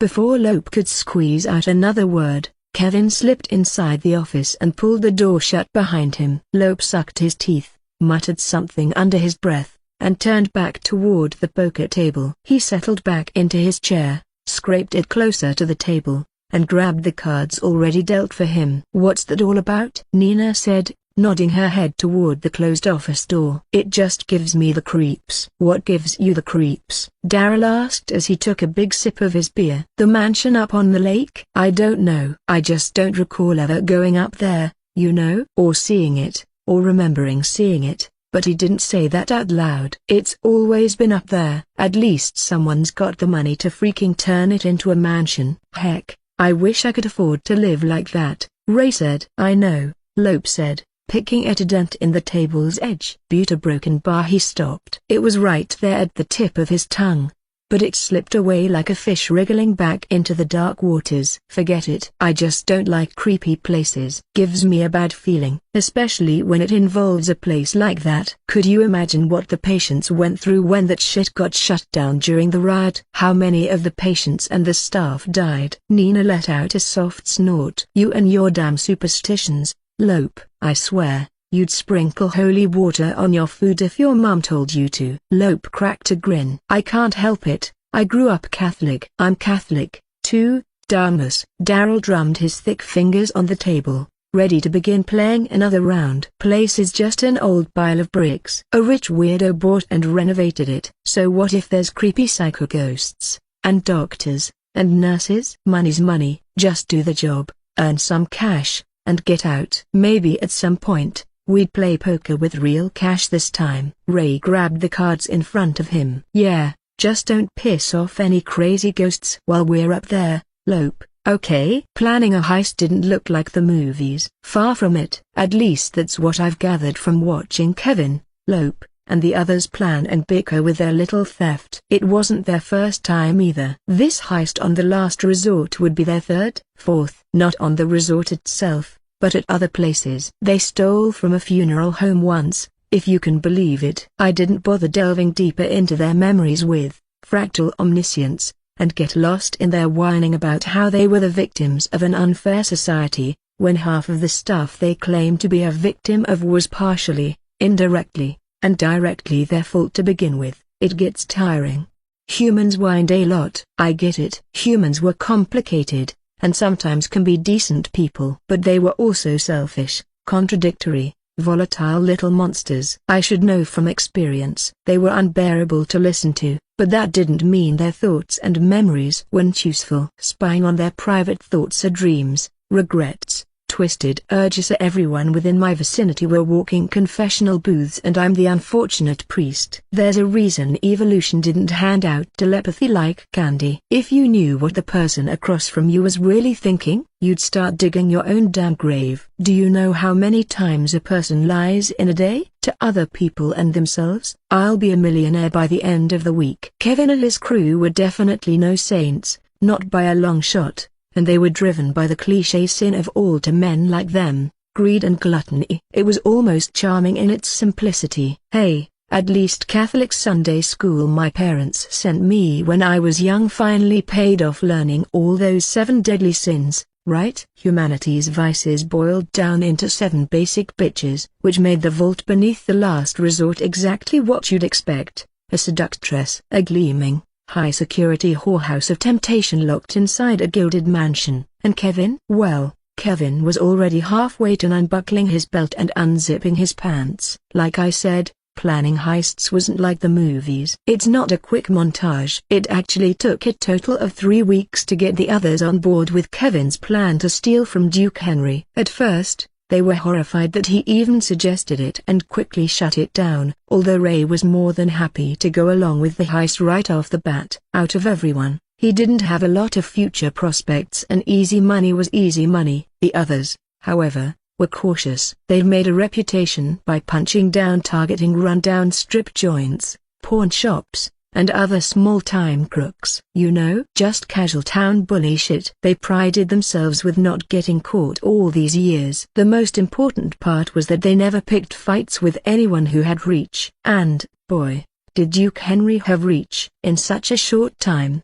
Henry had already gained the reputation of being the richest man in Point Hope ever since he moved in 6 weeks ago. That would make Terry Warwick, the mayor, jealous from the stolen spotlight. And Henry, without waiting for a beat, had started supporting local businesses with donations, sponsorships, and charities since his arrival. Not a lot of them, but it was enough to get the attention of the local politicians eager to suck off his golden balls. All part of the plan, of course. Henry wanted to build his reputation organically within Point Hope, Brighton, and Groveland, the 3 towns that bordered my dungeon. We didn't want to abuse the rumors, fearing we might introduce complications down the road. I've learned that not everyone affected by it remembered a rumor the same way, so I'm only saving that for special occasions. With Oracle's help, I sent Kevin and his crew gentle reminders of their reality: past due invoices, future car payments, late mortgage, rent increases, threats of repossession, a few repairs on their cars or houses that required shelling out an exuberant amount of money. All the invisible knives that hang over a person's life, waiting to drop and make them bleed. I wanted to tempt them further into this abyss. If they still refused Kevin's offer after all that, well, then maybe they deserved to walk away. Bravo to them. But I knew better. Humans rarely turn down the devil when he shows up dressed as a golden ticket. While they trimmed hedges, moved in trees, and mowed lawns at the last resort, I revealed the vault to them 2 more times. I let it gleam in their periphery like a polished apple hanging low on the tree, a forbidden fruit, in plain sight. Every time Jessica or Roy would invite them inside to cool off or eat their free lunch courtesy of the Duke's private chef, aka me, they get glimpsed of that fruit. And no one refused free meals. What does the Duke do? Kevin asked Jessica one time during these lunch breaks. Philanthropy, among other things, Jessica said. But he is a collector, mostly in the arts space. But he also helped a couple of tech startups at Silicon Valley. Ever heard of Uber? He helped them expand nationwide when he was just 21. Kevin was more and more determined to steal whatever was inside, looping Ray with his toxic enthusiasm. The more they learned about Duke Henry, his noble heritage, and the fake stories of how he made his money enticed them further into the abyss. Only Lope was still adamant not to make a move at the Duke. Something feels off, boss, Lope said. Lope, when we finish this, we're not going to work any longer, Kevin said. The higher the risk, the higher the reward, remember? Chin up. This is easy. To me, it sounds like the boss ain't around the house much, only the assistant and Roy. We can take AM. With a man of his status, I half expected a dozen or so guards crawling around the property. He's a dumb sock of rocks then. He probably thought he's isolated enough that no one's gonna steal from him, or maybe he thought this manor wasn't a good target. Plus, he only has cameras for security. That's why we need Nina and her magic keyboards to make this work. We need more hands than that. Like I told you, I've already had a backup after I fired Jared. He's not answering my calls, so his loss.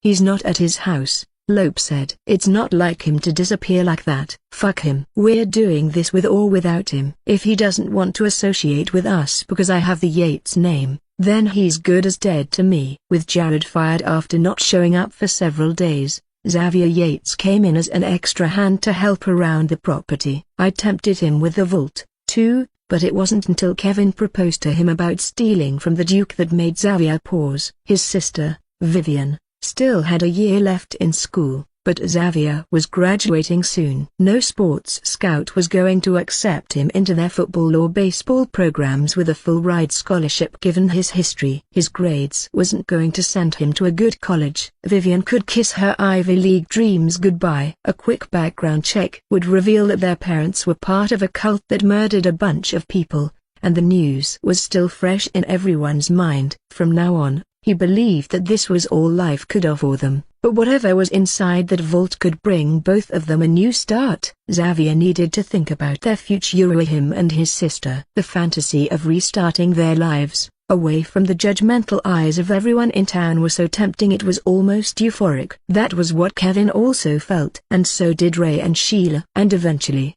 so did Lope, Nina, and Daryl. After almost 3 weeks of back and forth, and the landscaping project at the manor almost finished, they devised a plan. As predicted, no one refused the golden ticket. I don't think you should do this, Sheila. And screw you for dragging me into it, Kate snapped, pacing the length of the living room like a caged animal. I smiled. With the heist drawing closer, I decided to tighten the screws. A little pressure here, a complication there. So I nudged the schedule up and messed with it. Duke Henry would not be away that day, as Kevin had assumed. Instead, he'd be in town courtesy of Mayor Warwick, who was slobbering for a donation. The two would parade Henry to the mayor's obscenely rich friends and through every business the mayor had his claws in. I hoped this slight pressure would push them into making bigger mistakes when in a time crunch. For the past 3 weeks, Henry had been spotted more and more around Point Hope, partly to make him a recognizable figure in town. But wherever he went, Kate Lewis was always by his side. The local paper ran a full-page spread in page 4, The Duke and Cinderella, after a candlelit dinner at that overpriced Italian place downtown. Then came the private evening wine tour at the vineyard. The whispers became headlines. Kate had become someone in Point Hope. As an archetype, I couldn't read Henry's mind, but Kate's inner monologue was pure Bridgerton fanfic. Henry, tall, handsome, and refined, London royalty with a mysterious past. She'd already imagined the wedding, the manor house, the twin boys with old money names, the dogs they'd adopt. She already saw herself in the manor. She liked him, which made her circumstance and relationship with the Duke useful to Kevin as a distraction. So, he pressured Sheila into recruiting her sister. I know, Sheila said. I'm sorry. Okay, but this could be our only shot. Don't you want out? Don't you want to leave this town and finally live the life we always dreamed of? Kate stopped pacing. Her hands were fists. But stealing, Sheila, from him? Are you out of your goddamn mind? This is Kevin's idea, isn't it? I swear, that man is such a dick to you. Why are you still with him? That's not fair. You don't know him like I do, isn't it? You think this is what I imagined for my life? For yours? Of course not, Sheila said. But look around. We're stuck, Kate. You scraping tips while I scrounge for rent. You think I don't want to be somewhere else? LA, New York or hell, even Boise if it meant a clean slate. I wanted you with me, my sister. But we're here, still. And there's a broken bar. This could be our way out. Kate's voice cracked. He's kind, Sheila. He's not like the other guys in this town. He listens. He remembers things. He's good. Sheila's laugh was sharp. You mean he's rich? That's a low blow. You know me better than that, Fine. Then let's be real. Do you actually think he's going to marry you? A waitress from bumfuck nowhere. His family lives in a castle, Kate. He's a duke. He actually has a reputation that is far more important than bumping uglies with you. You think they're gonna welcome you with open arms at the next royal christening given your background? He's different, Kate whispered. And you are being an idiot. How do you know that? You've known him what, 4 weeks? You don't even love him. I might, she said. But even she didn't believe it. Look, we don't have to steal. He might help us, Kate added after a beat. Sheila stepped forward and cupped her sister's face, gently but firmly. The room was quiet now. Kate, she said softly, men like him don't marry girls like us. I know you want the fairy tale, but he'll smile, he'll flatter, he'll unzip your dresser and then he'll vanish. That's the story. That's always the story. I don't know a broken bar. This is all too much. Sheila stepped back, her hands falling to her sides. Her voice was tight. I'm doing theater with or without you. Kate looked up, startled. You can tell Henry if you want, Sheila continued. If he matters more than me, then go ahead. I'll go to jail. That's fine. But if we pull this off or broken bar and we get even a piece of what's inside that vault or broken bar. She paused. Her voice cracked, just slightly. I'm leaving, Kate. I'm driving past that exit sign and I'm never looking back. But I want you with me when I go. Kate's throat tightened. What about Wendy? She asked. She's still in LA, but she'll be back soon. She can come with us, Sheila said, almost pleading. We don't have to tell her where the money came from. Kate didn't answer right away. Her thoughts were spiraling. Henry, the heist, her sister, Kevin. The weight of it all made her feel like she was sinking. What does Kevin want me to do?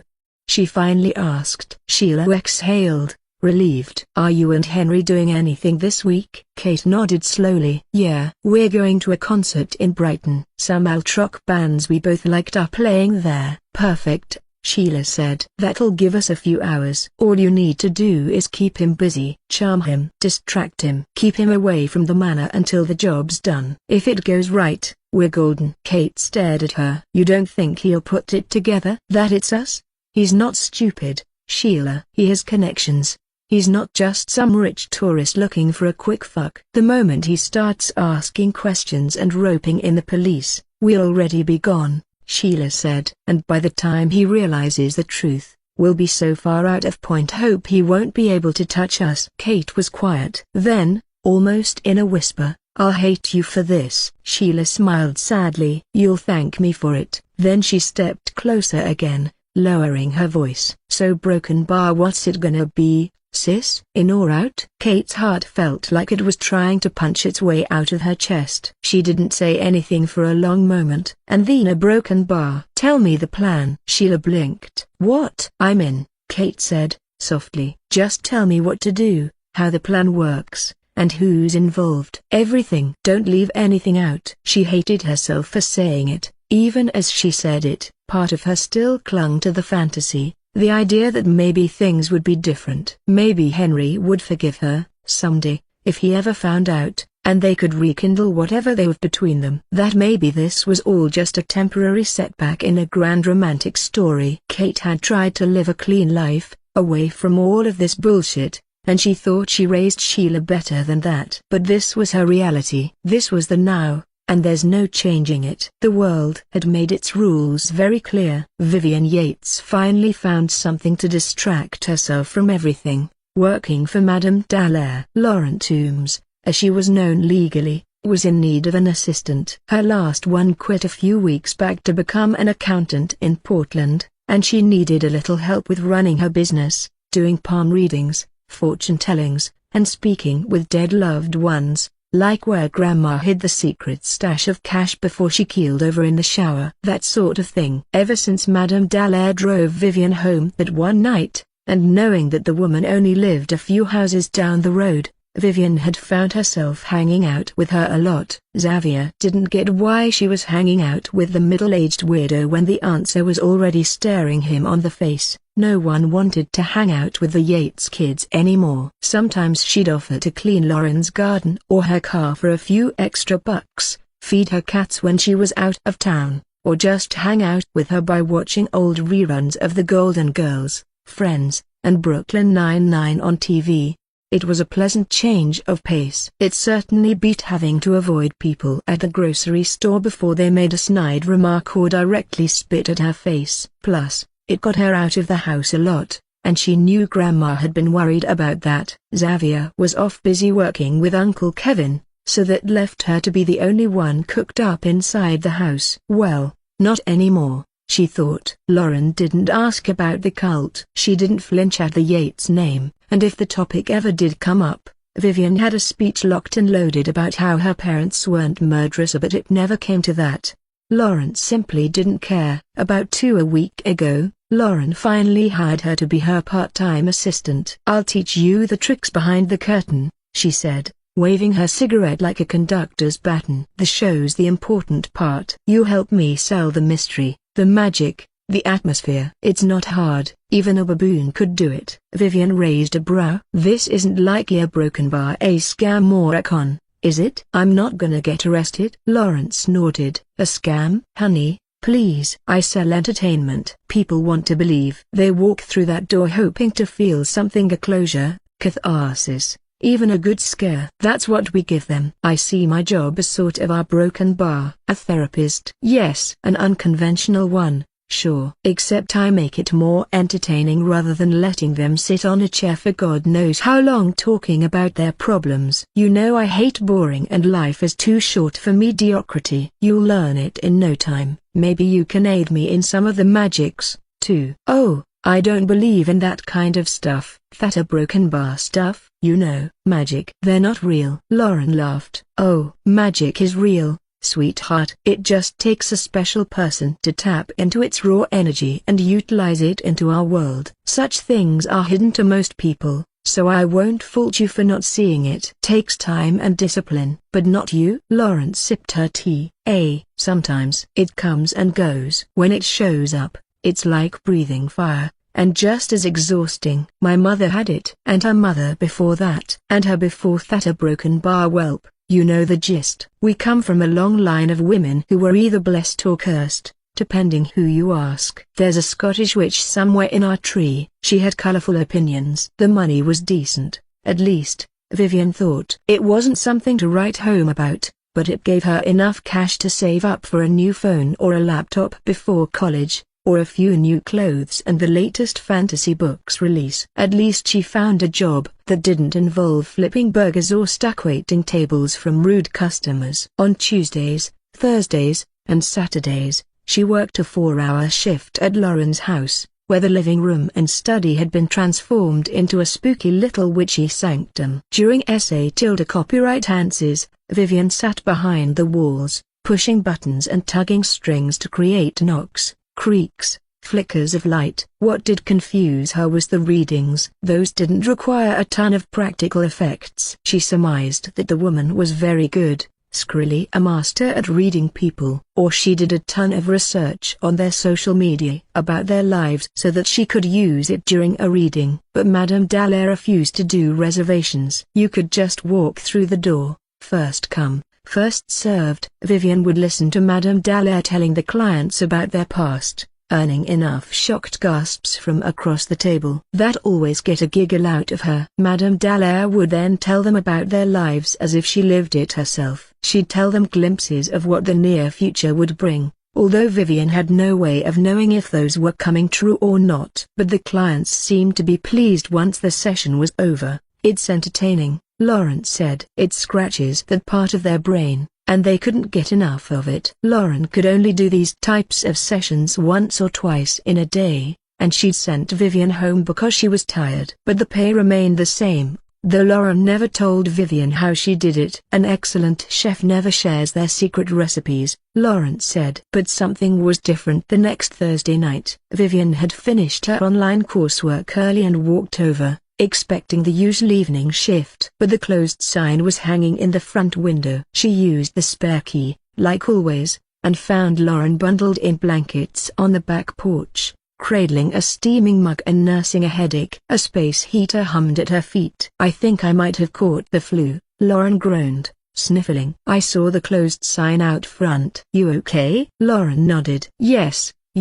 "Well, I can't be sniffling and sneezing in front of our clients now, can we? Come, sit. The tea is fresh and still hot if you want some. Vivian sat down and poured herself a cup. So, how long have you been doing this? She asked, just to get rid of the silence. Oh, long enough. I'm afraid. Long enough to do it in my sleep. I've been in the business since someone gifted me a tarot deck. Knew several good but weird people in the community. The magical community. Is there a council of wizards and witches? Hogwarts? Lauren shook her head. No, number. That's a different club, of which I'm not invited in just because they hated my casserole. No, it's those who do astrology, card readings, and palmistry like me as a business. Someone made a whole scene of sorts up in Seattle about it in May. Created a convention. All sorts of people come round with their gimmicks and sometimes share their gifts. I collect pretty rocks, get a booth during the convention, and sell them for a quick buck. But I'm known to be quite popular in card readings and fortune telling.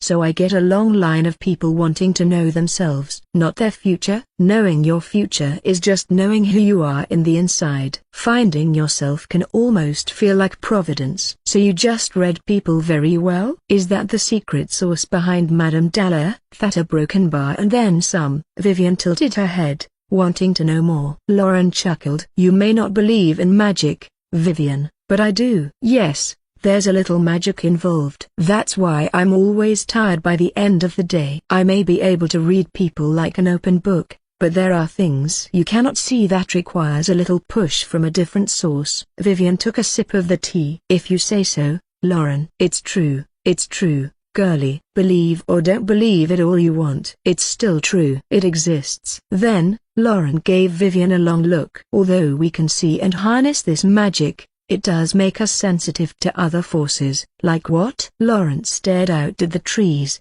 quiet for a moment. Forces that turn this world around just like you have science of gravity, space, and time. These are broken bar. Well, these types of forces cannot be explained, Lauren answered. There is a force at work here in Point Hope. It simmers in the periphery, always out of my sight. But it's there. Like a ghost or a spirit. Lauren shook her head. I don't know. And that's what scares me. Not knowing. I guess. They sat in silence for a bit longer. Then Lauren turned to her with a sudden brightness. Want a tarot reading? A real one this time. Not like the one I did at prom for you and your classmates. That's just a whole lot of bullshit. Do I have to pay? This one's on the house. Vivian smiled and shrugged. All right. Let's do it. Lauren stood, slow and creaky. Come on then, my skeptical apprentice. Let's see what the cards say about you. Lauren and Vivian stepped into the dimly lit house. The scent of dried herbs clung to the air. Vivian shut the door behind them as Lauren moved slowly,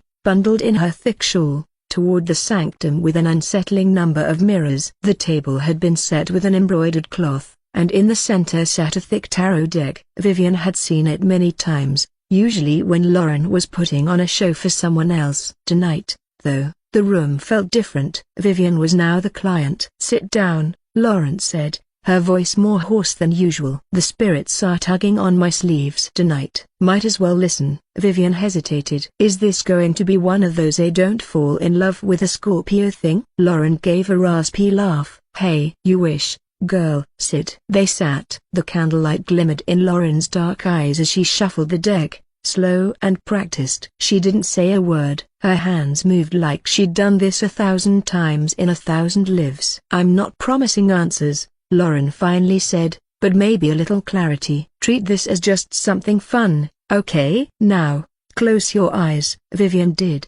Take a deep breath and a broken bar exhale. Yes. Take another. Good. Think about what lies ahead, sweetie. What you fear. What you hope to find. What you want to know. There was silence, broken only by the shuffling of cards and the faint ticking of the grandfather clock in the hallway. Okay, Lauren whispered as she spread the tarot deck across the table in a semicircle. Open your eyes. Feels weird. Don't invite that feeling in. Believe, Vivian. Okay? Now, pick a card. You'll pick 5, but we'll do it one by one. Pick the first. Vivian did. Lauren flipped it over and set it to the left. A crooked moon hung low and yellow, sickly like a bruise. It hovered over a narrow path carved through dense forest. The trees leaned in on both sides, black bark gleaming like wet skin, gnarled and skeletal, their branches resembling grasping fingers. 2 wolves stood at the edge of the trail, unfinished shapes with eyes like cigarette burns. The trail wound into the fog and then a broken bar stopped, like it never meant to go anywhere at all. The moon. That's pretty,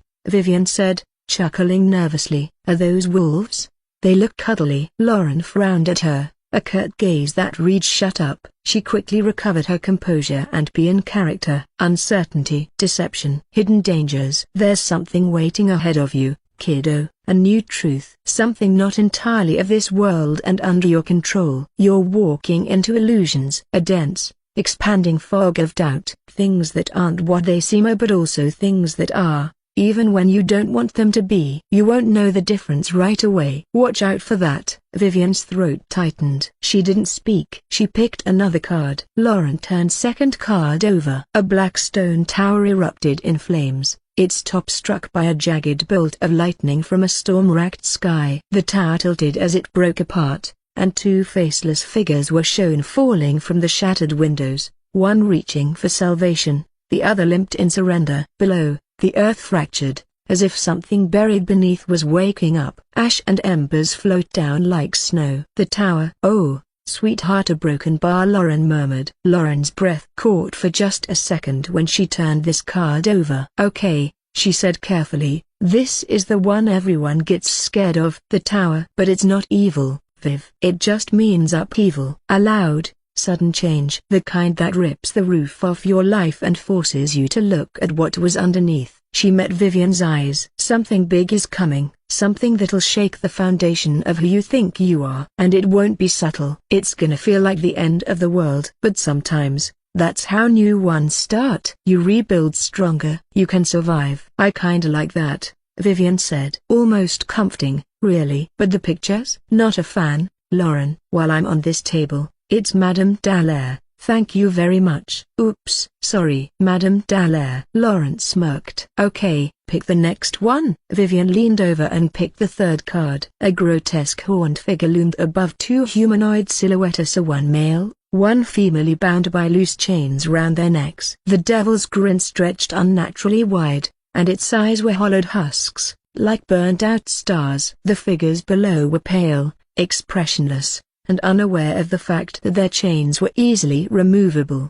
Behind them, 12 doors line a stone wall, each marked with an unknowable symbol. The devil. Vivian leaned back. Well, he's a handsome fella, she said sarcastically. Lauren nodded. Gotta be honest, this is the one that worries me, Lauren said, voice low. You'll be tempted in the future. Might even be lied to. Maybe even by yourself. You'll be given the illusion of choice. But it's a trap. If you open a door, a broken bar, you invite what's behind it. Vivian tensed. Her mouth was dry. I don't understand, she whispered. What doors? You'll know them when you see them. Lauren turned the fourth card. A veiled woman sat between 2 ancient pillars, one black and one white, etched with runes. Her eyes were partially closed, as if half asleep. She held a crescent moon in one hand and a sealed scroll in the other. The space behind her is not a temple, but an endless forest path covered in snow. A key dangled from her waist, but no lock was visible. The wind tugged at her veil, but it never lifted. The High Priestess. This is your card, Lawrence said with a smile. A good card. My card. Your compass. You're going to walk into something ancient, something thick with rules and riddles. Go with your gut, and you will feel what's right. But that doesn't mean you'll like it. Pay attention to the signs and symbols,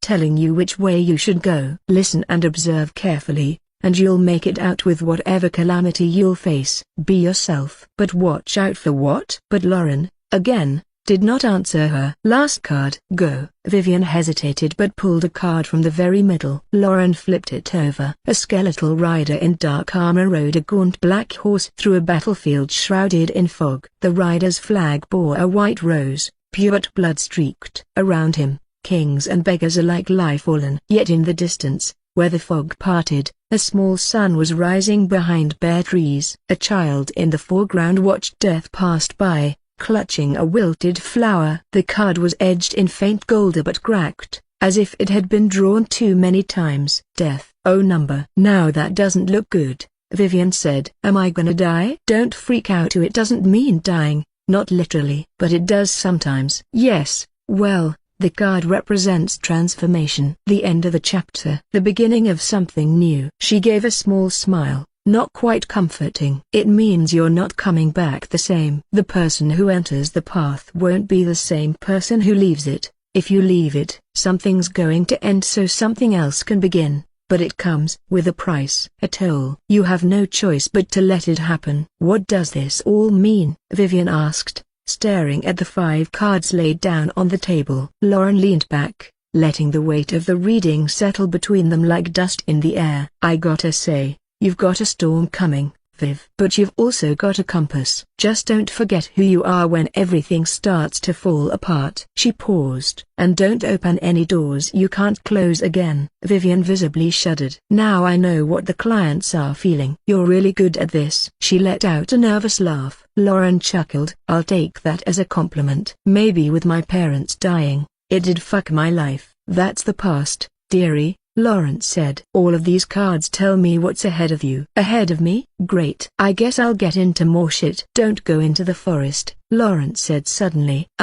What? I don't know how and why, but I see you in those woods up in the mountains just near town. You and your brother. Something is inside there, an evil presence, something I've never felt before. What mountains? You know what mountain I speak of, Viv. Where the cabin is. For your sake, don't ever step foot in it. Though my vision is just a very blurry image, it does not bode well for you. Well, I'm not an avid hiker. Believe me, you won't find my ass stepping into those woods, so you can stop worrying. And please, don't mention the cabin again. You're right, I'm sorry, Lawrence said, turning to change the subject. But Margie, your grandmother, I ran into her last night at the grocery store. She told me that Xavier recently got a job for your uncle. He did. That was 3 weeks ago. They're working at the old asylum. Someone converted it into a mansion. Lauren paused, letting the silence linger between them. A broken bar up in the mountains? Vivian's blood went cold. Yeah, in the mountains. The Aston Martin purred like a lover in climax, gliding over the asphalt a few miles outside of Point Hope, headed toward Kate's apartment. The windows were down just enough to let the evening air inside. It was almost romantic, the way the breeze carried the scent of fog and pine, tussling a little bit of Henry's perfect hair that only served to pronounce his good looks. The road was mostly empty, save for the SUV in front of him, a bloated BMW X5 taking its sweet time in the left lane. It wasn't even that slow, just slow enough to insult the vampire. He gave the driver a courtesy by waiting a minute for him to move to the adjacent lane. But the man didn't move. He was too busy talking on the phone, which was connected to the car's speakers, and not seeing the Aston Martin behind him at all. And the merge lane for a two-way road was fast approaching. His name was Suraj Goyal, a big-shot lawyer from Portland on his way to a company retreat somewhere in Bend, Oregon. Point Hope was one of the main thoroughfares between the big cities and Central Oregon. Unfortunately, when driving through the mountains with more untamed lands than towns, the reception would be considerably slower. Impatient, Henry tapped the turn signal, slid into the right lane, and passed without hesitation just before the merge. Suraj was already annoyed when the call dropped due to the poor cell reception, and coupled with being overtaken suddenly and an ego bruised after seeing a sports car with a revving engine doing it, well, people tended to do the stupidest shit at what they perceived was a provocation, a classic case of dick measuring contest. A moment later, Suraj surged up and over the solid yellow-orange line, and then cut Henry off.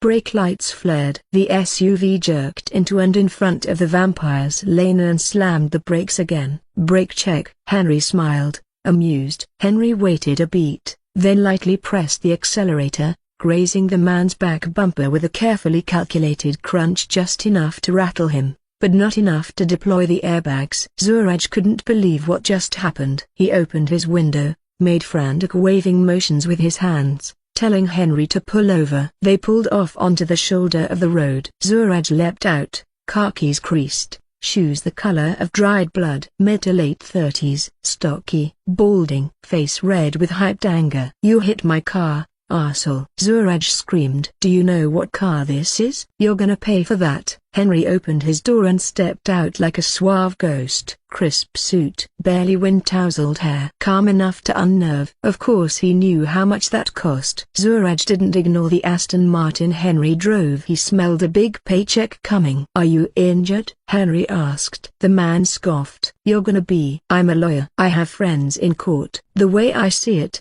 this is an attempted murder. It was really an accident. You keep breaking. And I don't want to hear more excuses. Do you know how much this car costs? Henry's smile widened, hollow and sharp. I do, he answered without a beat. Can I Zelle or Venmo you 70 grand? That will already pay for the damages and more. It doesn't look like your car is that badly damaged. It's not totaled, just a dent. That only made Zuraj seethe. He pointed at his temple and then massaged the tail of his spine. Zuraj kept ranting, but Henry had already tuned it out. I'm injured, see? It will cost more than that. I'm going to sue you for emotional distress and medical emergency. I have heart problems and I think you hitting me only made it fucking worse. You'll be hearing from my firm. What's your name again? What's your insurance? Let me get your phone number. Zuraj fumbled to grab his phone from his pocket. Believe me, sir, it was a complete accident. This is not a necessary escalation. Oh, I'm going to make it necessary, jackass. I have a dash cam to prove it. You do? Yeah. Anything you say right now will be admissible in court. Henry tilted his head. Thank you. That's good to know. I'm already running late and it makes things quicker. What makes things quicker? Henry moved suddenly, a blur of tailored motion, and struck once just below the man's ear. A neat, surgical blow. Zuraj dropped like a felled deer, twitching. Henry looked around, but the silent woods flanking the dark road was the only witness to the assault. Henry stepped over Zuraj's body and strode toward the BMW and hopped inside, grabbed the memory card from the dash cam, and broke it with his fist. He threw the bits across the shallow ditch and into the woods. He also took Zuraj's phone and snapped it into two. Henry crouched beside the lawyer, checked for breath still alive, Gooder, and rolled him expertly onto his back. He ruffled through the man's pockets and pulled out his wallet and his driver's license. Zuraj Goyal, is it? You're not from Lynn County. So far away from home. Does anyone even know you're here? The valley and the mountains are such a big place, it's easy for a city folk like you to go missing. Do you know that? Zuraj groaned, but remained prone and unconscious. You remind me of my boss, ex-boss. Even when I was alive, I hated cunts like you, always pumping their chest on how tough they are. You'll make good KL though. From the Aston Martin's trunk, he retrieved a nylon strap and duct tape. It took all of 50 seconds to bind and gag the lawyer. Another 20 to hoist him into the back and shut the trunk with a click. He pulled out his phone and dialed the number labeled as the Puppies. Luke Sawyer answered the phone. What is it this time? Luke asked, annoyed. Luke, my favorite werewolf. There's a black X5 on the road. Oracle's gonna ping the location for you. Run the plates. Bring it into the graveyard. What did you do? Nothing much. I got some jerky. Want a piece? Another Delver? He has heart problems, he says. I reckon we can fit one more. Luke sighed. You know me, the more game, the better. Hey, aren't you picking up your other human? Getting there. What about the game? They in the X5 number. I'm bringing him as a snack on the road. Well, just make sure you don't kill them outside of the border, okay? I know the rules, Wolfie. Bye-bye. Henry hung up. The road was his again. Empty, quiet. The shadows from the forest lengthening like spilled ink. Henry adjusted the collar of his coat, glanced at his reflection in the rearview mirror, and fixed a bit of his hair. The radio played something old and jazzy as he turned back toward town. He was going to be late picking up Kate, but only by 10 minutes. I could tell that Kate was nervous. Kate had applied her makeup twice. Once to look natural, and again to look naturally expensive. That's what Henry liked. She assumed he hadn't said so outright, but he'd once complimented a woman's subtle elegance in passing, and it had stuck in Kate's brain like a fishhook. That was 3 dates ago. Now she wore a dress she could barely afford, lip gloss and lipstick and face mists with French names that she wasn't sure how to pronounce, and an almost $200 hairstyle from the expensive salon in the mall. Half of her paycheck was gone because of this. Maybe Sheila was right. Maybe fairy tales were just fatter fairy tales. Fancy make-believe. Maybe Henry wasn't the Prince Charming coming to sweep her off this fucking town. Maybe she shouldn't go broke just to be part of his world. Maybe a broken bar. Maybe a broken bar. Maybe a broken bar. Kate sighed deeply. Her sister was getting into her head. Her hands were cold from clutching her phone. She kept opening and closing the text thread with Sheila. Was she sweating? No. She'd hate to do her makeup all over again. She couldn't afford to be nervous and get cold feet now. Sheila and the others were now depending on her. The screen read, "We're still going through with it, right?" She never sent the message. She was tempted, but she knew she was just fishing for reassurance. Of course they were going through with it. Kevin was sure as shit wasn't going to suddenly say, "You know what? My bad. This is all a big mistake. Jail is bad. I am a good person now. I don't want to be a criminal anymore. Being a criminal is stupid. Stupid, stupid, stupid." They hadn't said anything to her for hours. Just the one text in the morning telling her to be ready and charm the rich fucker. Her thumbs hovered over the button, again and again. Send a broken bar number. Don't send it, idiot. The apartment was chilly, cold and quiet. She forgot to turn the thermostat up when she got back from work, but at least the cold apartment wasn't making her sweat too much. However, the tick in her ceiling fan, the soft hum of the fridge, and the way the walls creaked from a road gust outside was grating at her ears. No music, no TV. Those would just annoy her even more. Just the low, scuttling hum of her guilt, circling her like a rat in a cage. She paced in front of the window, heels clicking. Henry was supposed to arrive at 6:45 p.m. He'd said, "I'll come pick you up on the dot," with that warm, casual grin of his. Very handsome, very Hallmark, very A-list movie star. She hated how much she liked him. Her phone buzzed. "Henry, I'm outside." Her stomach dropped. She grabbed her clutch and took one last look in the mirror. The face looking back at her wasn't hers, but it was someone who'd already made a deal she couldn't take back. With another deep breath, she walked out the door. Henry was in the driver's seat of a vintage Aston Martin. Of course he was. Of course he wore navy. Of course he kissed her hand when she slid into the leather interior, smooth as melted chocolate, and told her she looked stunning. He pulled away from the curb, one hand relaxed on the wheel, the other hand resting gently on her thigh. "How was your day?"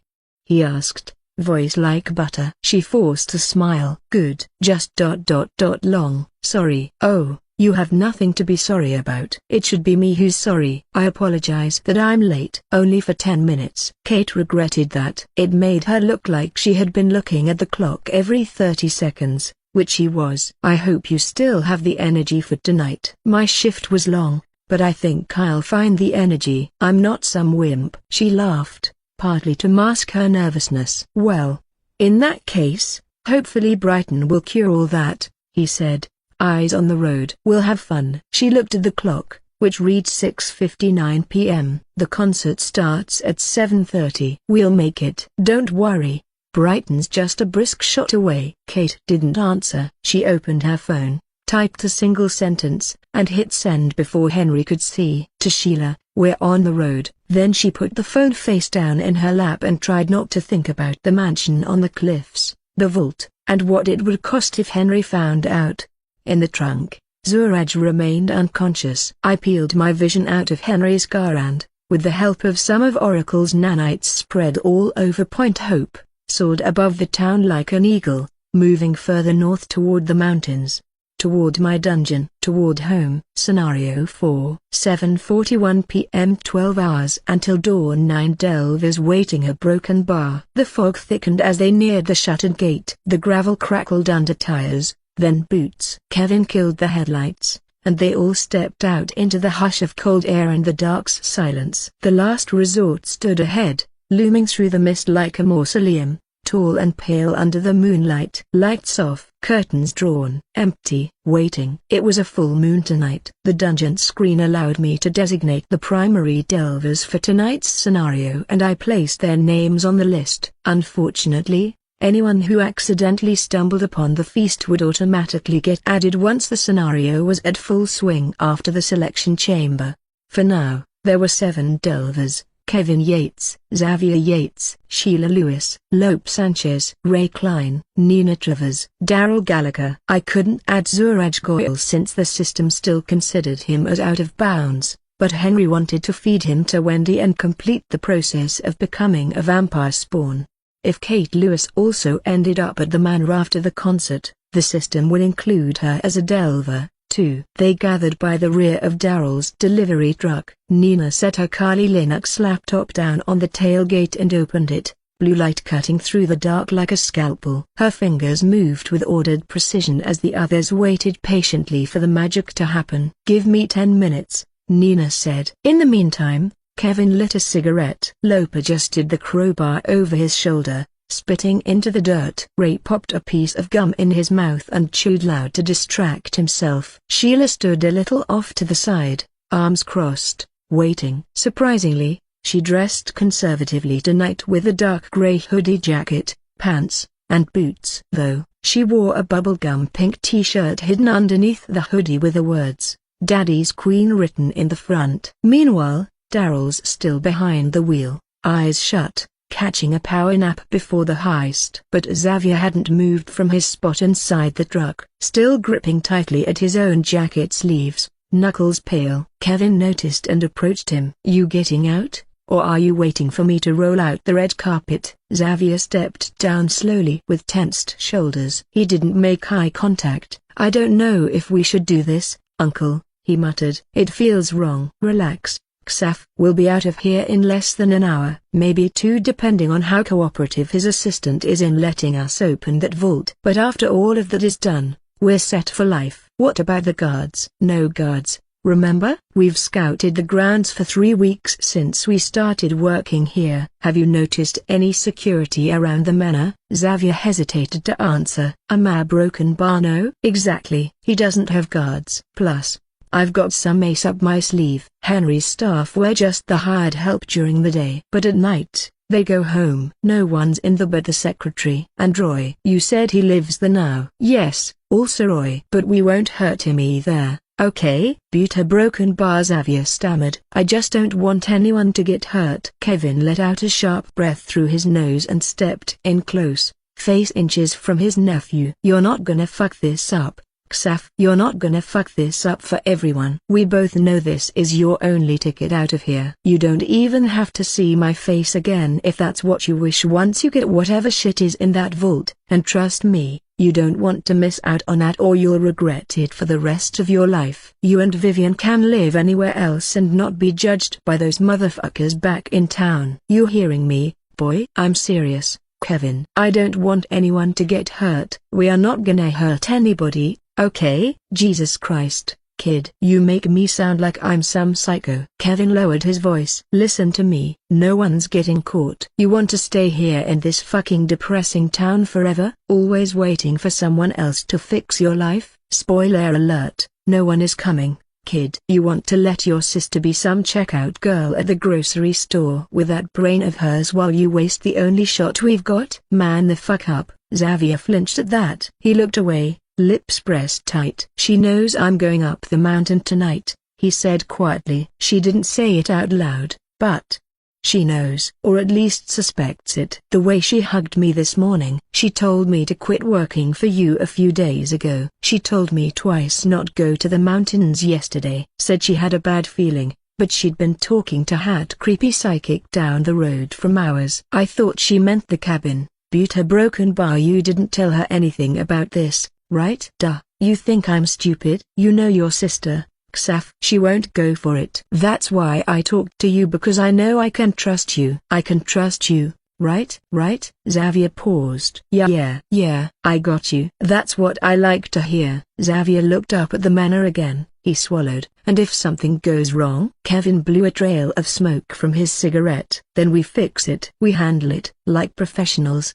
He turned to Nina. How's it going, Nina? Getting there. Don't rush me, Kev. I hate it when you rush me, Nina said haughtily. Kevin rolled his eyes. Sorry, Madame. I'll leave you to your zen zone then. Thanks. Sheila came closer to Kevin and looped her arm around his. The woods and the fog's creeping me the F out, baby, and it's super cold. Don't worry, babe. We'll be inside in no time. Heard from Kate yet? They're at the concert hall right now. She's very nervous. I'm afraid she might blow it. Kevin shrugged. She's the same woman who kept pushing Jared away. She can handle the pressure. Your sister is one tough lady. I know. Hey, do you think Henry keeps expensive stuff inside his room, like jewelry and other stuff? Probably. You want to find out? Sheila beamed. I think that's the first room I am gonna go for. Okay, one at a time, babe. The vault is first priority. I'm almost done, Nina announced. Nina was very good at what she do that even Oracle was impressed. 2 weeks before the heist, Nina had done recon on the manor. Lope snuck her inside his work van and parked her right outside the front porch for days while the boys worked at the garden. She placed a directional antenna and a pineapple Wi-Fi auditing tool on the van so that she could sniff out the local traffic in the building. She identified the manor's main and hidden service set identifiers, all the MAC addresses of the devices it was connected to, and router manufacturers of all the security devices. For fun, Oracle threw her a bone to chew on by giving the manor a robust setup of enterprise-grade firewall for her to crack. Nina took that as a welcome challenge, and she cracked through it like a child showered with candy. By the end of the week,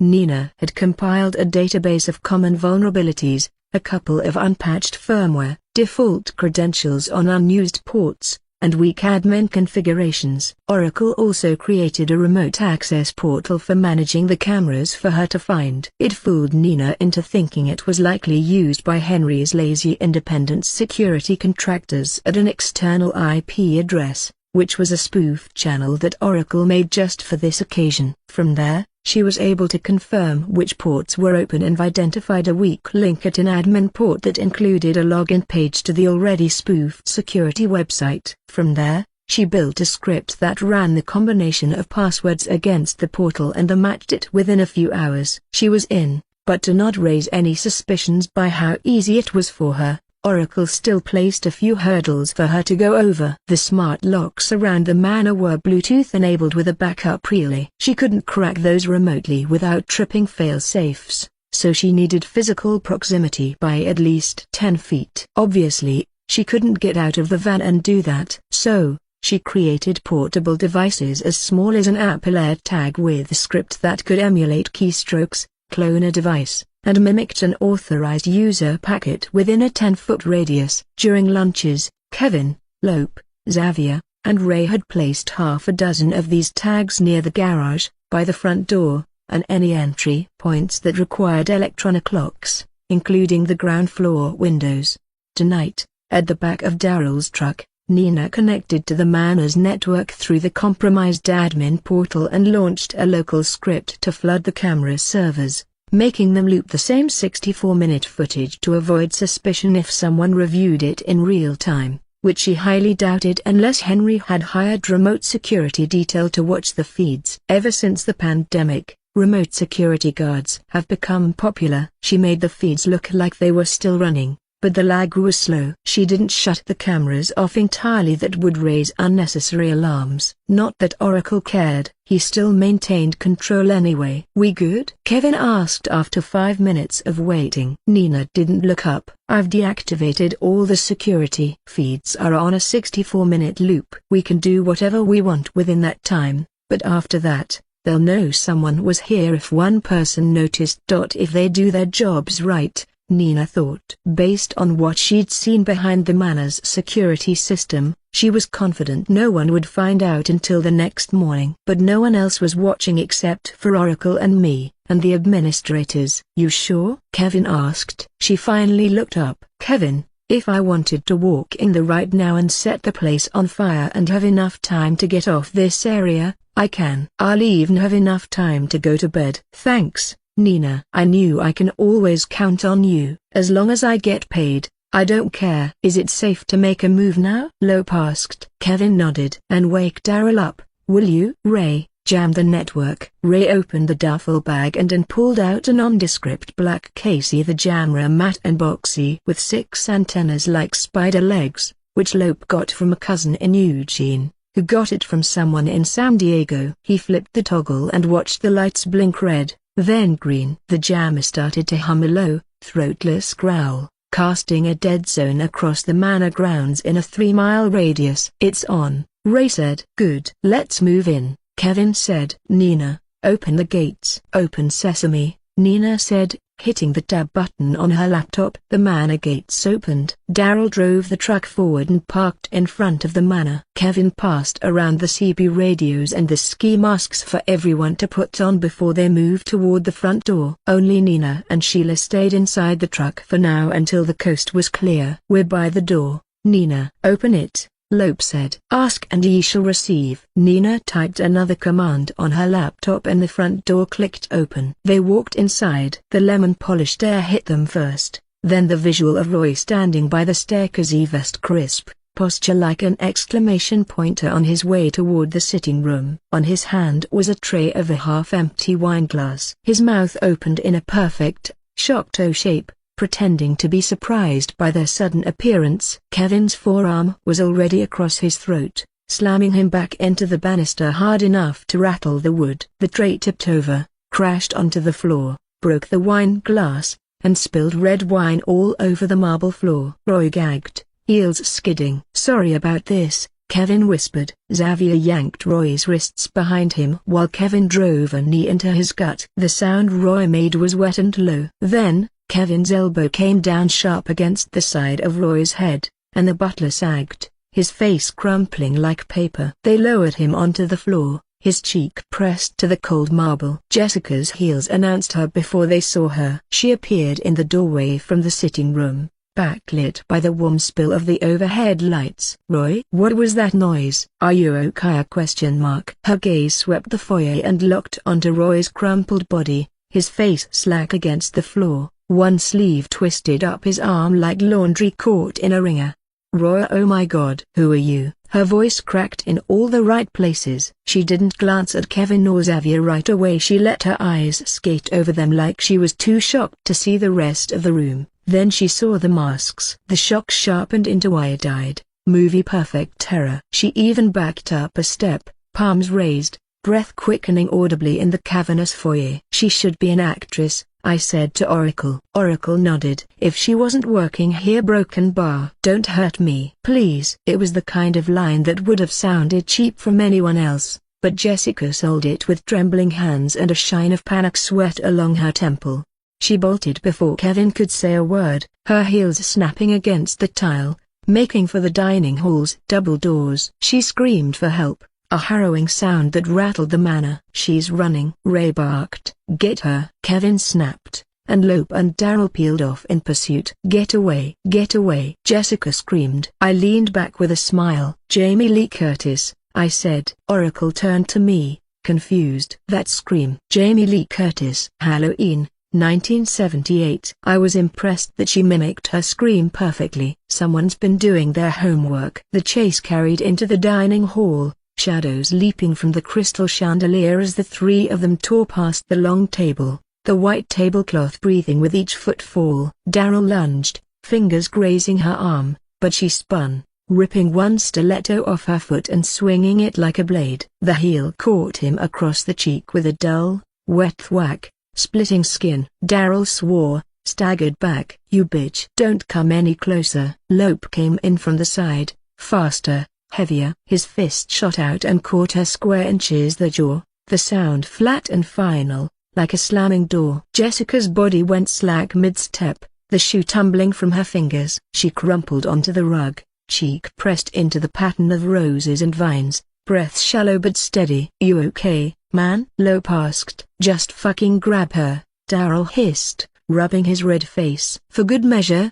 He gave the woman another kick on the stomach. "Jesus, she's out," Lope said. "We need her, remember?" "Is my face okay?" Lope looked at it. "It's gonna bruise, but yeah, it looks fine." "It looks fine? What the fuck does that even mean, man?" "It's not like bad, Okay, your face is still ugly. Fuck you. She almost took out my eye with that thing. Would you quit whining? Let's bring her back. Drag her to Kevin yourself. Dude, no names. Are you dumb? Keep your mouth shut. She's out anyway. I need to find a mirror. Daryl went off, searching for a bathroom. Lope hooked his arms under her shoulders and dragged her back toward the foyer, her head lolling like a marionette's. Kevin's eyes widened. Fuck me. Is she dead? What did you guys do to her? Lope shook his head and dropped Jessica on the floor next to Roy. Will you relax? We just knocked her out. Kevin let out a sigh. Just be fucking careful next time. Let's tie Roy up in the sitting room over there, and then we can start grabbing stuff, Ray asked excitedly. Then we can grab stuff. They hauled Roy's limp body into the sitting room. Xavier knelt,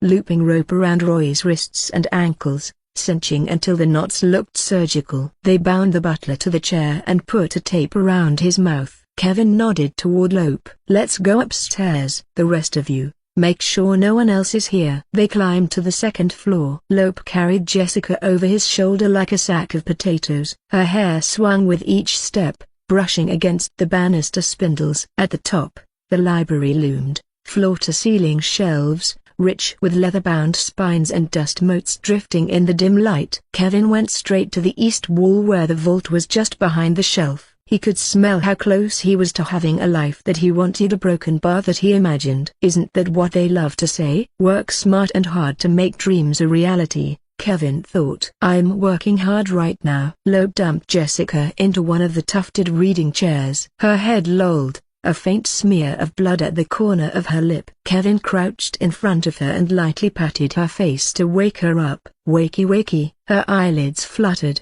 pupils struggling to focus. Water. Good. You're finally awake. We need you to open the vault, miss. A beat. What vault? Don't start with me, he said, voice low but sharp. You know exactly what and how. I've heard from a good source that you do, and I'm not in the mood to get creative or have the patience. Lope cracked his knuckles in the background, filling the silence. I'm not going to tell you anything. I don't know about a vault, Jessica said bravely. The faintest bruise bloomed along her jaw, and her lipstick had worn to a red half smear. You are going to prison for this. You don't know who you are stealing from. We know exactly who is. We know who you are. Trouble for you is that he's far away from saving you. All you have is me, sweetheart. Me and my friends. It's better if you cooperate and you won't get hurt. I don't know anything about a vault. You're really sticking to that tune? Jessica raised her chin up.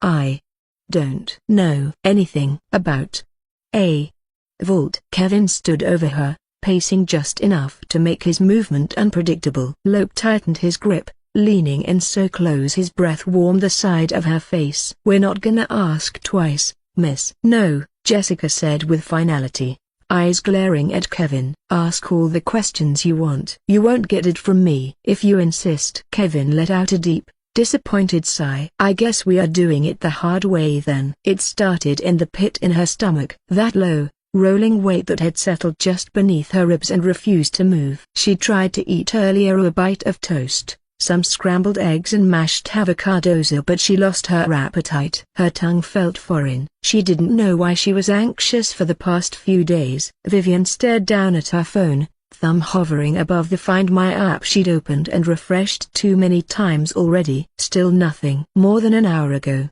the blue dot had blinked just north of town, past the lake and to the mountains. That was the last time she'd seen it move. Then, radio silence. No more updates. Just a frozen pin on a jagged patch of green like a breadcrumb. She refreshed again. Still no service. Still nothing. She knew where that dot would be, the former asylum. Come on, Xaf, she muttered under her breath. What are you doing up there? Last she heard, the job that Uncle Kevin was working on up there was already completed because he mentioned it to Grandma Margie during dinner a few nights ago. She finally thought that she didn't have to worry about Xavier going up there. Lauren's words still lingered in her mind. She wanted to go back to her house and demand for her to explain what the reading meant. Vivian wasn't a strong believer of Madame Dalaire's craft or that she could wield magic, but she was a little annoyed how it was affecting her life for the past couple of days. Maybe all those readings the psychic had done to her clients and how they swore it came true,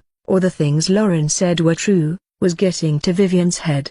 It's not real. You have nothing to worry about. Xavier will walk through that door at any moment. She looked at the clock. It read 8:50 p.m. Vivian hadn't seen her brother since this morning, before he left to help Uncle Kev with moving some equipment. That's all he'd said without elaborating further. Like she wasn't supposed to notice how twitchy his voice was or how he avoided eye contact when she'd asked where, exactly, they were headed. He'd been like that for the past couple of weeks since he started working for their uncle. Vivian pulled on her puff jacket and grabbed her keys. She reached out to open the front door. "Hey, honey, where are you going this late?" Grandma Margie asked as she took a bite out of her apple crumble pie. She never pried her eyes away from Family Feud on TV. "Oh, I'm just gonna go and pick up Xavier, Grandma. I'll be back soon." "Oh, okay, honey. Stay safe. Love you." "Love you, too." "Don't watch too much TV or it will melt your brain." Grandma Margie laughed. "Oh, shush. I'm supposed to say that." "Love you, Grams. Be back soon." Vivian turned around and opened the front door and walked into the night. The roads were quiet. The traffic was thinning out and the town was falling asleep around her. She passed through downtown, the high school, the chain-link fence sagging outside the rec center. She turned into the outer strip where the key landscaping was, and turned to the gravel lot and slowed to a stop right in front of the landscaping office. The parking lot was empty. No Lope, no Ray's stupid lifted truck. Uncle Kevin's white van wasn't in its usual spot, and the office lights were turned off. Even the adjacent unit where Nina kept her tech shop, the one with the neon placard that read "Virus Removal Guaranteed $49.99" signal, was dark.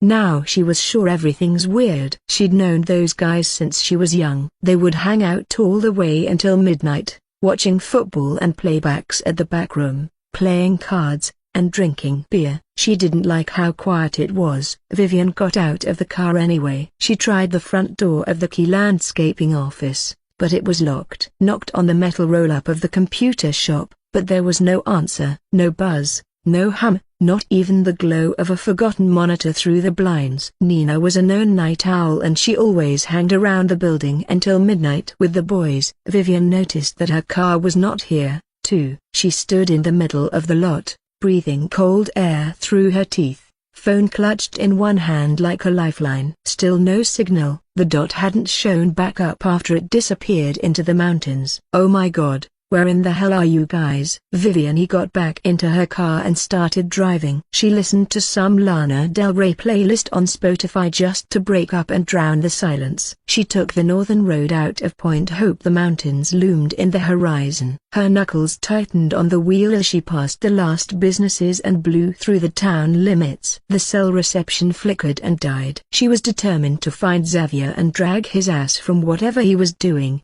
and go home together. But she had a bad feeling. Scenario 4. 9:30 p.m. 10 hours until dawn. 10 Delvers waiting a broken bar. For almost 90 minutes, the manor was unraveling under greedy hands. Nina was kneeling on the kitchen counter, pulling delicate bone china teacups from a glass cabinet, wrapping them in a linen napkin before stacking them into a box. Sheila found a mahogany jewelry box in the master bedroom, lifting pearl drop earrings and an emerald pendant one by one, her eyes catching the green like a cat in the dark.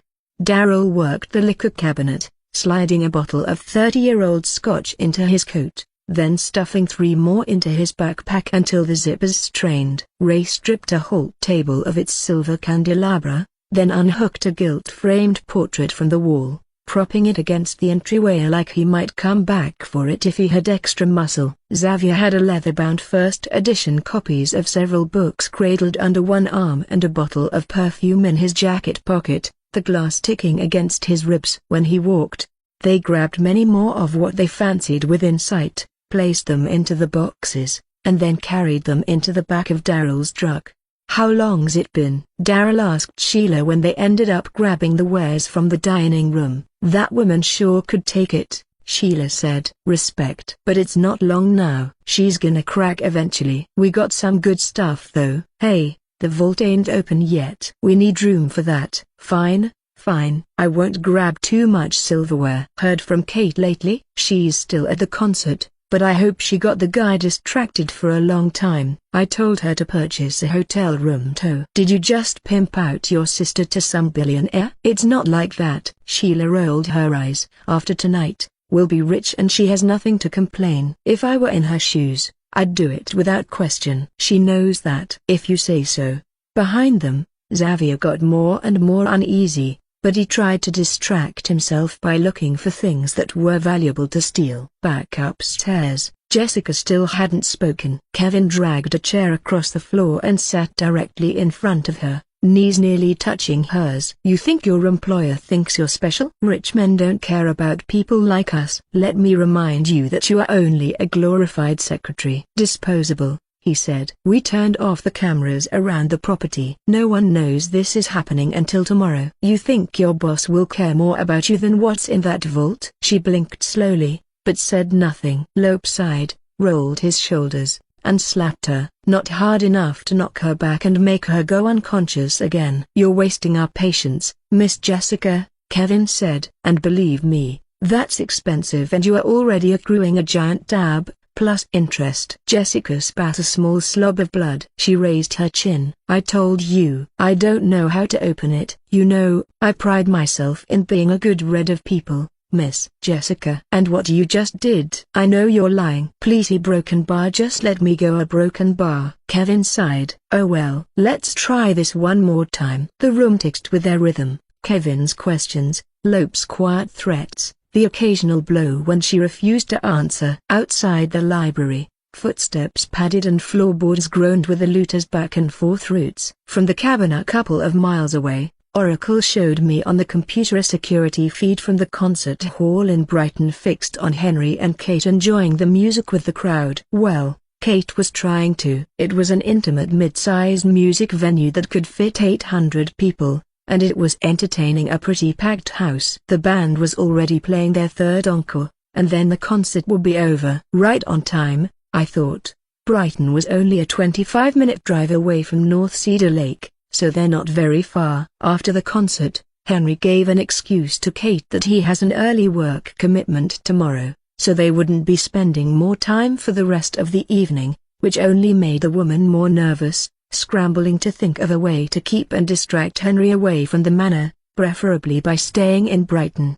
None of it was landing, not even when she tempted him with getting a hotel room in town and sleeping with him as Sheila told her to do. But Henry was an expert charmer thanks to the amount of skills I invested in his charisma attributes. He managed to talk his way out of staying at Brighton, and bringing Kate back to Point Hope instead. And since she insisted on getting a hotel room, he offered the manor. My place is free and it's close by. You may not know it, but I've recently done some renovations, and the manor's becoming quite romantic and picturesque at night. It made me enjoy my nightly walks and haunts more. What? The manor? Henry noticed her nervousness. Contrary to what the locals say, it's not really that haunted. I've never seen any ghosts around the property. He grinned and wiggled his eyebrows. Or maybe I'm the ghost. Maybe you've been dating someone who's been dead a long time. I'm Bruce Willis in this scenario. But Kate didn't laugh at his joke. Oh, it's not that, Henry. A broken bar. Henry dropped it. Kate,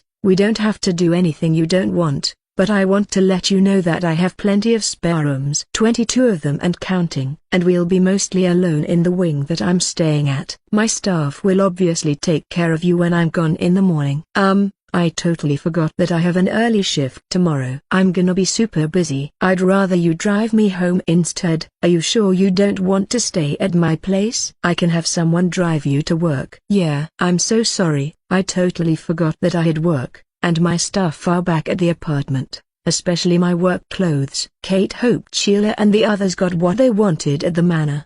She thought that maybe if she led Henry to her apartment, and enticed him to stay, he wouldn't be able to go back until the next morning. But it had been a long time since she got laid. How long has it been? A year? More than that? She lost count, and Henry was being such a perfect gentleman she wished she could just tell him to stop it. Take the hand she was offering, and jump in bed with her, preferably in Brighton. She kissed him, of course. Kissed him all throughout the concert. Her hands were all over him and Henry welcomed it. But the man wasn't going to budge and stay at Brighton. He was a total brick wall she could not tear down with her charms. What the fuck am I doing wrong? Okay, I'll take you home, Henry said. You will? Perhaps you can come visit the manor some other time. You can bring your sister with you. Kate forced a smile. She knew that day would never happen. That's nice. Shall we go? Kate nodded. As they headed toward the car, Kate pulled out her phone to warn Sheila that the concert was over and that they were going back to Point Hope. But thanks to Oracle, her battery was at 1%. The moment her screen turned on,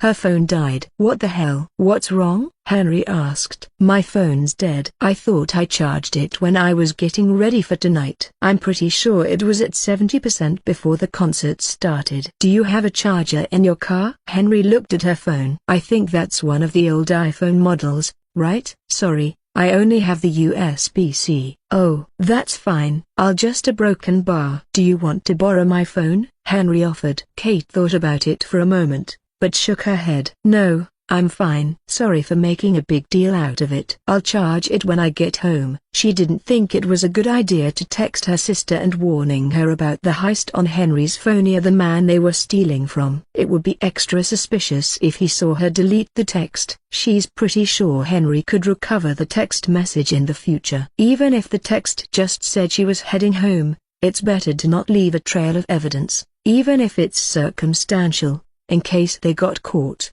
Better be safe than sorry, she thought. I teleported back to the manor's library with many eyes and signaled for Jessica that Henry and Kate would be heading back soon. Don't open the vault, Jessica pleaded after 90 minutes of questioning since they dragged her to the library. Just take everything around the estate. Lord Duncan is a very rich man. Everything around you already has a significant dollar value attached to them that will set you for life. Especially the paintings. Just not the vault. Leave. Please. That caught Lope off guard. Why? What's in the vault? Jessica stared at him. Death. But Kevin was losing his patience and he shot Lope a glare to stop talking that he was the one asking the questions. Listen, woman. If you don't help us open that vault, we are going to start breaking things. Not just slapping you or threatening you with your financial records. Thanks to my friends. No, we are breaking things. We will start with your thumb. Then your index finger. Now, do you want that? So you're never going to leave? Not until we get what's inside. Number. Are you sure? I'm the one asking questions here, lady. Not you. Another beat. Okay. Jessica's breathing shifted, shallower and faster. She lifted her eyes to Kevin and Lope and studied them, like she was deciding whether to give in or let them try to break her for a little longer. But he already said the magic words. They will delve tonight, I thought. Said 3 times. Confirmed 3 times. They've chosen to be here. Okie dokie, she said at last, her voice hoarse but clear. She wiped the sweat off her face and forced a polite smile. I'll open it. You will? Yes. Kevin's smirk was small but beaming. Good girl. I know you have it in you. Save it. Let's just get this over with, Jessica huffed. Ooh, bossy, Kevin said as a joke, but he clearly didn't appreciate her tone. Lope took a step back, watching her suspiciously. Thinking they might needed backup, he called for Ray to the library over the radio. Jessica got up, smoothed the creases on her jumpsuit, and reached for the carved panel, fingers dancing over hidden catches until the bookshelf split open. Behind it, the vault loomed, steel and immovable, a grey mouth in the wall. She stepped up to the keypad and, without hesitation, tapped in a code. The digits beeped in quick, deliberate succession. A heavy lock disengaged with a mechanical sigh, and the vault door eased open on thick hinges. Kevin exhaled, almost reverently, and turned to Lope. See, dreams do come true. Ray walked into the library with a brown sack filled with stuff he just traded from the other room. Oh, sweet. It's open, he said excitedly. I never doubted you guys. It took a while, Lope said. What did you have in the sack? Some cool-looking memorabilia, like World War I stuff. Super old. It's almost like a museum back there. Hey, do you think we can sell these for a good buck online? Ray pulled out an old-looking gas mask and hovered it over his face. Shit's fucking cool. You can't take those, Jessica said. That's loaned from the Natural History Museum. There is a historical importance to those relics and you just put them inside a paper bag without gloves on? Ray beamed. So it's freaking expensive then? Dude, jackpot. As you said, Miss Jessica, we are taking everything valuable here, Lope said. Jessica straightened her back from the keypad, rubbing her wrists. Since you got what you wanted, she said, voice steadier than it had been an hour ago. Just a broken bar. Let me walk away. Let me go. Kevin turned slowly. His gaze lingered on her face, taking in the faint bruise, the bloodless lips, the way she still held herself like she hadn't been tortured a moment ago. Before she could make another sound, his fist came up and connected with her jaw hard. The sound was sharp this time, bone against bone. Her head snapped to the side, hair spilling forward, and she went down hard against the arm of the same reading chair she sat a couple of minutes ago.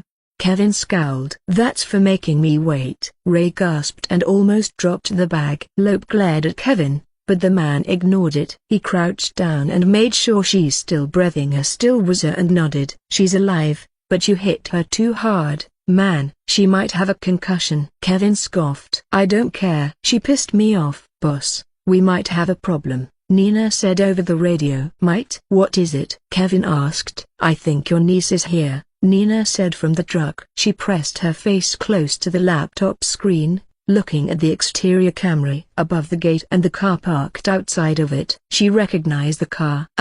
What should we do? Should I let her in? Are you sure it's her? Vivian got out of the car anyway. She tried the front door of the Key Landscaping office, but it was locked. Knocked on the metal roll-up of the computer shop, but there was no answer. No buzz, no hum, not even the glow of a forgotten monitor through the blinds. Nina was a known night owl and she always hanged around the building until midnight with the boys. Vivian noticed that her car was not here, too. She stood in the middle of the lot, breathing cold air through her teeth, phone clutched in one hand like a lifeline. Still no signal. The dot hadn't shown back up after it disappeared into the mountains. Oh my god, where in the hell are you guys? Vivian got back into her car and started driving. She listened to some Lana Del Rey playlist on Spotify just to break up and drown the silence. She took the northern road out of Point Hope. The mountains loomed in the horizon. Her knuckles tightened on the wheel as she passed the last businesses and blew through the town limits. The cell reception flickered and died. She was determined to find Xavier and drag his ass from whatever he was doing,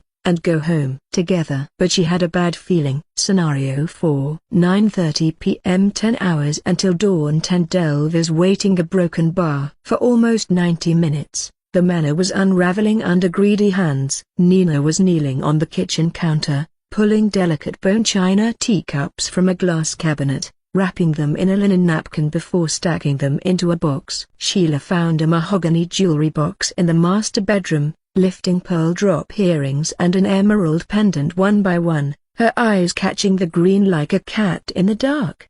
Darryl worked the liquor cabinet, sliding a bottle of 30-year-old scotch into his coat, then stuffing 3 more into his backpack until the zippers strained. Ray stripped a whole table of its silver candelabra, then unhooked a gilt-framed portrait from the wall, propping it against the entryway like he might come back for it if he had extra muscle. Xavier had a leather-bound first edition copies of several books cradled under one arm and a bottle of perfume in his jacket pocket, the glass ticking against his ribs. When he walked, they grabbed many more of what they fancied within sight, placed them into the boxes, and then carried them into the back of Darryl's truck. How long's it been? Darryl asked Sheila when they ended up grabbing the wares from the dining room. That woman sure could take it, Sheila said. Respect. But it's not long now. She's gonna crack eventually. We got some good stuff though. Hey, the vault ain't open yet. We need room for that. Fine, fine. I won't grab too much silverware. Heard from Kate lately? She's still at the concert, but I hope she got the guy distracted for a long time. I told her to purchase a hotel room too. Did you just pimp out your sister to some billionaire? It's not like that. Sheila rolled her eyes. After tonight, we'll be rich and she has nothing to complain. If I were in her shoes, I'd do it without question. She knows that. If you say so. Behind them, Xavier got more and more uneasy. but he tried to distract himself by looking for things that were valuable to steal. Back upstairs, Jessica still hadn't spoken. Kevin dragged a chair across the floor and sat directly in front of her, knees nearly touching hers. "You think your employer thinks you're special? Rich men don't care about people like us. Let me remind you that you are only a glorified secretary." "Disposable," he said. "We turned off the cameras around the property. No one knows this is happening until tomorrow. You think your boss will care more about you than what's in that vault?" She blinked slowly, but said nothing. Lope sighed, rolled his shoulders, and slapped her, not hard enough to knock her back and make her go unconscious again. "You're wasting our patience, Miss Jessica," Kevin said. "And believe me, that's expensive and you are already accruing a giant tab, plus interest." Jessica spat a small slob of blood. She raised her chin. "I told you. I don't know how to open it. You know, I pride myself in being a good read of people, Miss Jessica." "And what you just did?" "I know you're lying." "Please, he broken bar, just let me go." "A broken bar?" Kevin sighed. "Oh well. Let's try this one more time." The room ticked with their rhythm,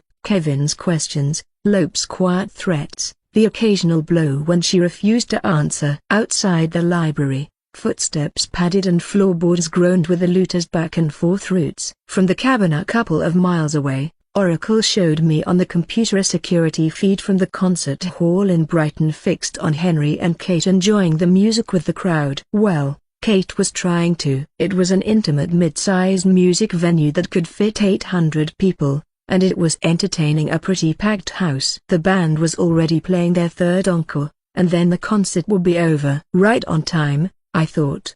Brighton was only a 25-minute drive away from North Cedar Lake, so they're not very far. After the concert, Henry gave an excuse to Kate that he has an early work commitment tomorrow, so they wouldn't be spending more time for the rest of the evening, which only made the woman more nervous, scrambling to think of a way to keep and distract Henry away from the manor, preferably by staying in Brighton. None of it was landing, not even when she tempted him with getting a hotel room in town and sleeping with him as Sheila told her to do. But Henry was an expert charmer thanks to the amount of skills I invested in his charisma attributes. He managed to talk his way out of staying at Brighton, and bringing Kate back to Point Hope instead. And since she insisted on getting a hotel room, he offered the manor. "My place is free and it's close by. You may not know it, but I've recently done some renovations, and the manor's becoming quite romantic and picturesque at night. It made me enjoy my nightly walks and haunts more." "What?" "The manor." Henry noticed her nervousness. "Contrary to what the locals say, it's not really that haunted. I've never seen any ghosts around the property." He grinned and wiggled his eyebrows. "Or maybe I'm the ghost. Maybe you've been dating someone who's been dead a long time. I'm Bruce Willis in this scenario." But Kate didn't laugh at his joke. "Oh, it's not that, Henry." "A broken bar." Henry dropped it. "Kate, we don't have to do anything you don't want, but I want to let you know that I have plenty of spare rooms. 22 of them and counting. And we'll be mostly alone in the wing that I'm staying at. My staff will obviously take care of you when I'm gone in the morning." I totally forgot that I have an early shift tomorrow. I'm gonna be super busy." "I'd rather you drive me home instead." "Are you sure you don't want to stay at my place?" "I can have someone drive you to work." "Yeah." "I'm so sorry, I totally forgot that I had work, and my stuff are back at the apartment, especially my work clothes." Kate hoped Sheila and the others got what they wanted at the manor.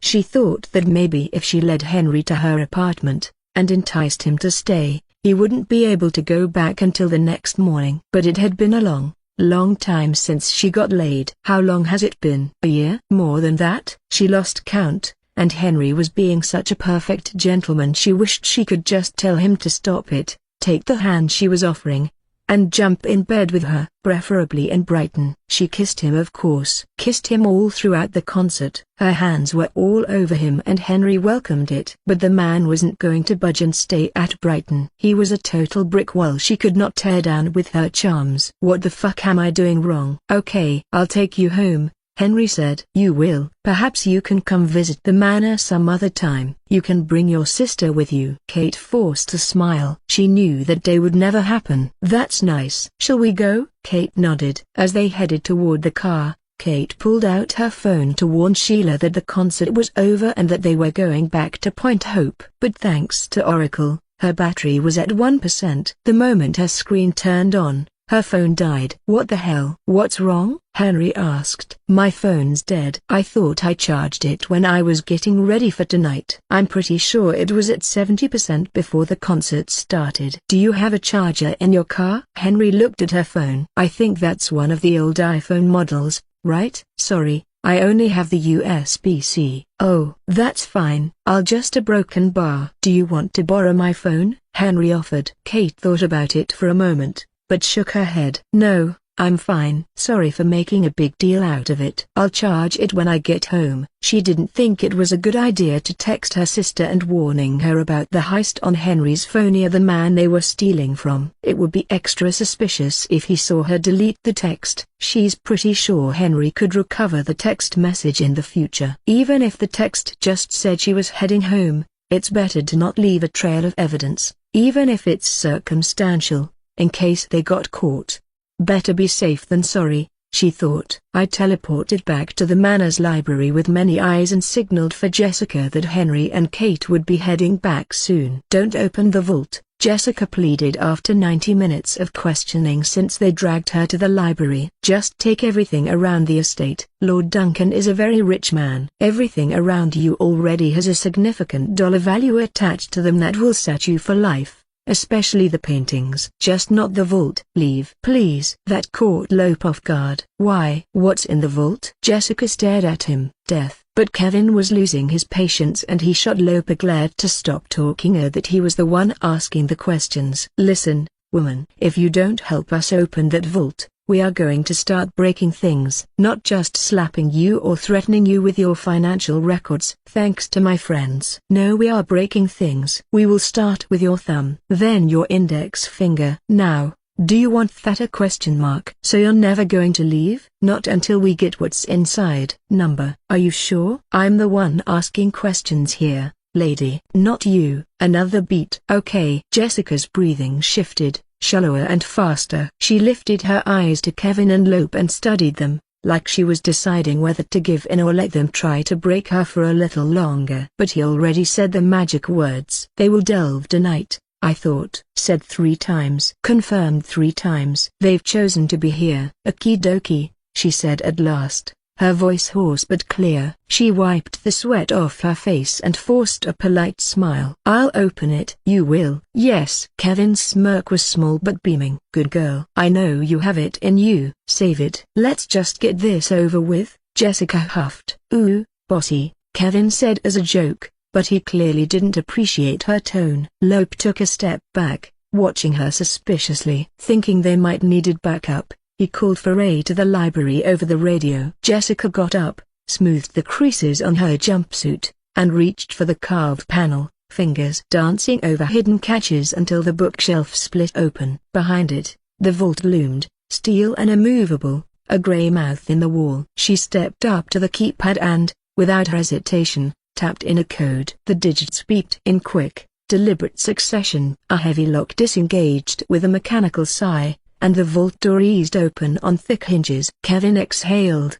almost reverently, and turned to Lope. "See, dreams do come true." Ray walked into the library with a brown sack filled with stuff he just traded from the other room. "Oh, sweet. It's open," he said excitedly. "I never doubted you guys." "It took a while," Lope said. "What did you have in the sack?" "Some cool-looking memorabilia, like World War I stuff. Super old. It's almost like a museum back there." "Hey, do you think we can sell these for a good buck online?" Ray pulled out an old-looking gas mask and hovered it over his face. "Shit's fucking cool." "You can't take those," Jessica said. "That's loaned from the Natural History Museum. There is a historical importance to those relics and you just put them inside a paper bag without gloves on?" Ray beamed. "So it's freaking expensive then?" "Dude, jackpot." "As you said, Miss Jessica, we are taking everything valuable here," Lope said. Jessica straightened her back from the keypad, rubbing her wrists. "Since you got what you wanted,"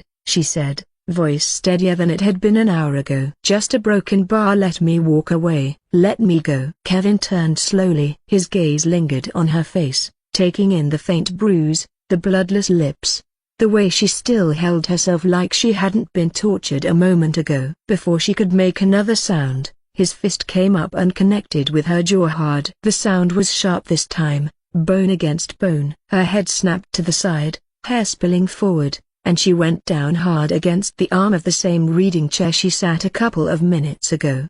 Kevin scowled. "That's for making me wait." Ray gasped and almost dropped the bag. Lope glared at Kevin, but the man ignored it. He crouched down and made sure she's still breathing. Her still was and nodded. "She's alive, but you hit her too hard, man. She might have a concussion." Kevin scoffed. "I don't care. She pissed me off." "Boss, we might have a problem," Nina said over the radio. "Might? What is it?" Kevin asked. "I think your niece is here," Nina said from the truck. She pressed her face close to the laptop screen, looking at the exterior camera above the gate and the car parked outside of it. She recognized the car.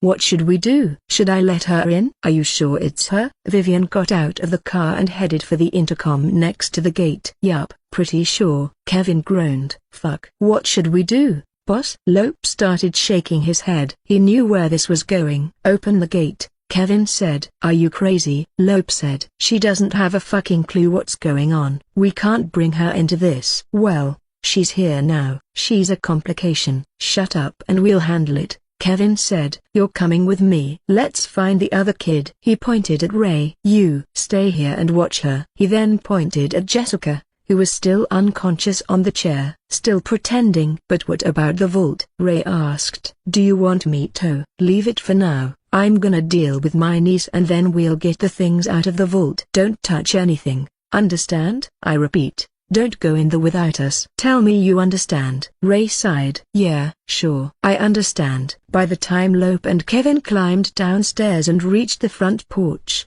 Xavier and Sheila was already in the front hall, standing just inside the open double doors. Vivian stood on the bottom landing, her arms crossed tight, a denim jacket pulled close like she was bracing against more than the cool night air. Nina just hopped out of the truck when Kevin and Lope stepped into view. "What the hell are you all doing out here at someone's house?" Vivian's voice had that high, clipped edge she got when she was holding down her panic. She was already weirded out by the place and how her uncle and her brother were seemingly comfortable walking around the house of a stranger, but the parked truck creeped her out more. "What the hell are you doing here, Vivian?" "Go back home," Xavier spat. "You jerk. I texted you so many times and you haven't been answering them. I thought you were dead or something." "So, let me ask you again, what the fuck are you doing here?" Xavier didn't answer right away. Instead, his eyes went past her, narrowing. Out by the curb, the back of the delivery truck was wide open. The moonlight picked out the silver trays, the gilt picture frames, the crystal and china stacked like spoils in a pirate's hold. Vivian turned and saw it too. Her face tightened, the color draining out as it dawned on her. "Oh my god, a broken bar. Is that what he added? You steal all this?" Xavier lifted both hands, like he was calming a spooked animal. "Viv, listen, it's not what you were." But Kevin cut him off. "It's exactly what it looks like. We're taking what's ours, and then we're gone. Set for life. Viv, no more small town bullshit." Vivian's jaw tightened. "You're serious? You're robbing the richest guy in town?" "Yeah, pretty much," Daryl said, shouldering through the doorway like this was all just a normal Tuesday. He lugged a gilt-framed landscape and slid it into the delivery truck, careful as a man loading a baby into a crib. Vivian's voice rose. "Are you all fucking insane? He probably has, like, 1,000 ways to put you in prison for life. Probably has an army of people who can find you even if you crawl to another country. You don't think it's gonna be really suspicious if the 7 of you go missing in town?" Newsflash: it's a small town and everyone talks. "Not unless he finds out," Kevin said, his eyes locking hers. "And by the time he does, we're out of here." "We're long gone. And you're not going to tell him shit, Viv. You're no snitch." Her stare sharpened. "Did you hurt him? Did you hurt anyone in there?" Kevin stepped closer. "Relax. No one's hurt." "That's true, Viv," Sheila said from somewhere in the doorway, her tone that strange blend of coaxing and motherly. "The owner's not here, and we've killed every security feed in this place. Nobody's gonna find out." "We're almost done, right, Kev?" She looked past her at Nina, who shifted her weight but said nothing. Then back to Xavier, whose face was caught halfway between pleading and shame. "You can help us," Kevin said. Vivian shook her head. "You guys have lost your fucking minds." "I'm not fucking doing that." She turned to Xavier. "Let's go home." "What?" "You can't leave, Viv," Kevin said. "Oh, watch me." "And just so you know, I'm not gonna say anything, but we're going home, Uncle." "You can steal all of this by yourself, but my brother is not gonna be a part of it." Xavier took a step forward. "Viv, yeah, I don't want to hear another word. Xaf, get in the fucking car. I'm driving you home." "Hey, let's think about this," Kevin said, his voice softening but not enough to hide the steel underneath. "There's nothing to think about. My brother ain't like you, Uncle. You may be content to stay like a piece of shit forever, but he won't." "Xavier, come with me." "Viva Broken Bar." "Come with me." "What will Mom think?" The words cut him like a thin wire. She almost sounded like their mother when she scolded them. Xavier's breath slowed, hands curling into loose fists. He thought of Jessica upstairs and how she was treated and how she was tortured. Kevin promised they wouldn't hurt anyone tonight, but that was a lie. 2 people were hurt. He hated the memory, hated how the sound of bone meeting bone was already burned into him. When Kevin knocked Roy out, the plan had sounded almost noble when Kevin first spun it to him, break free of Point Hope for good.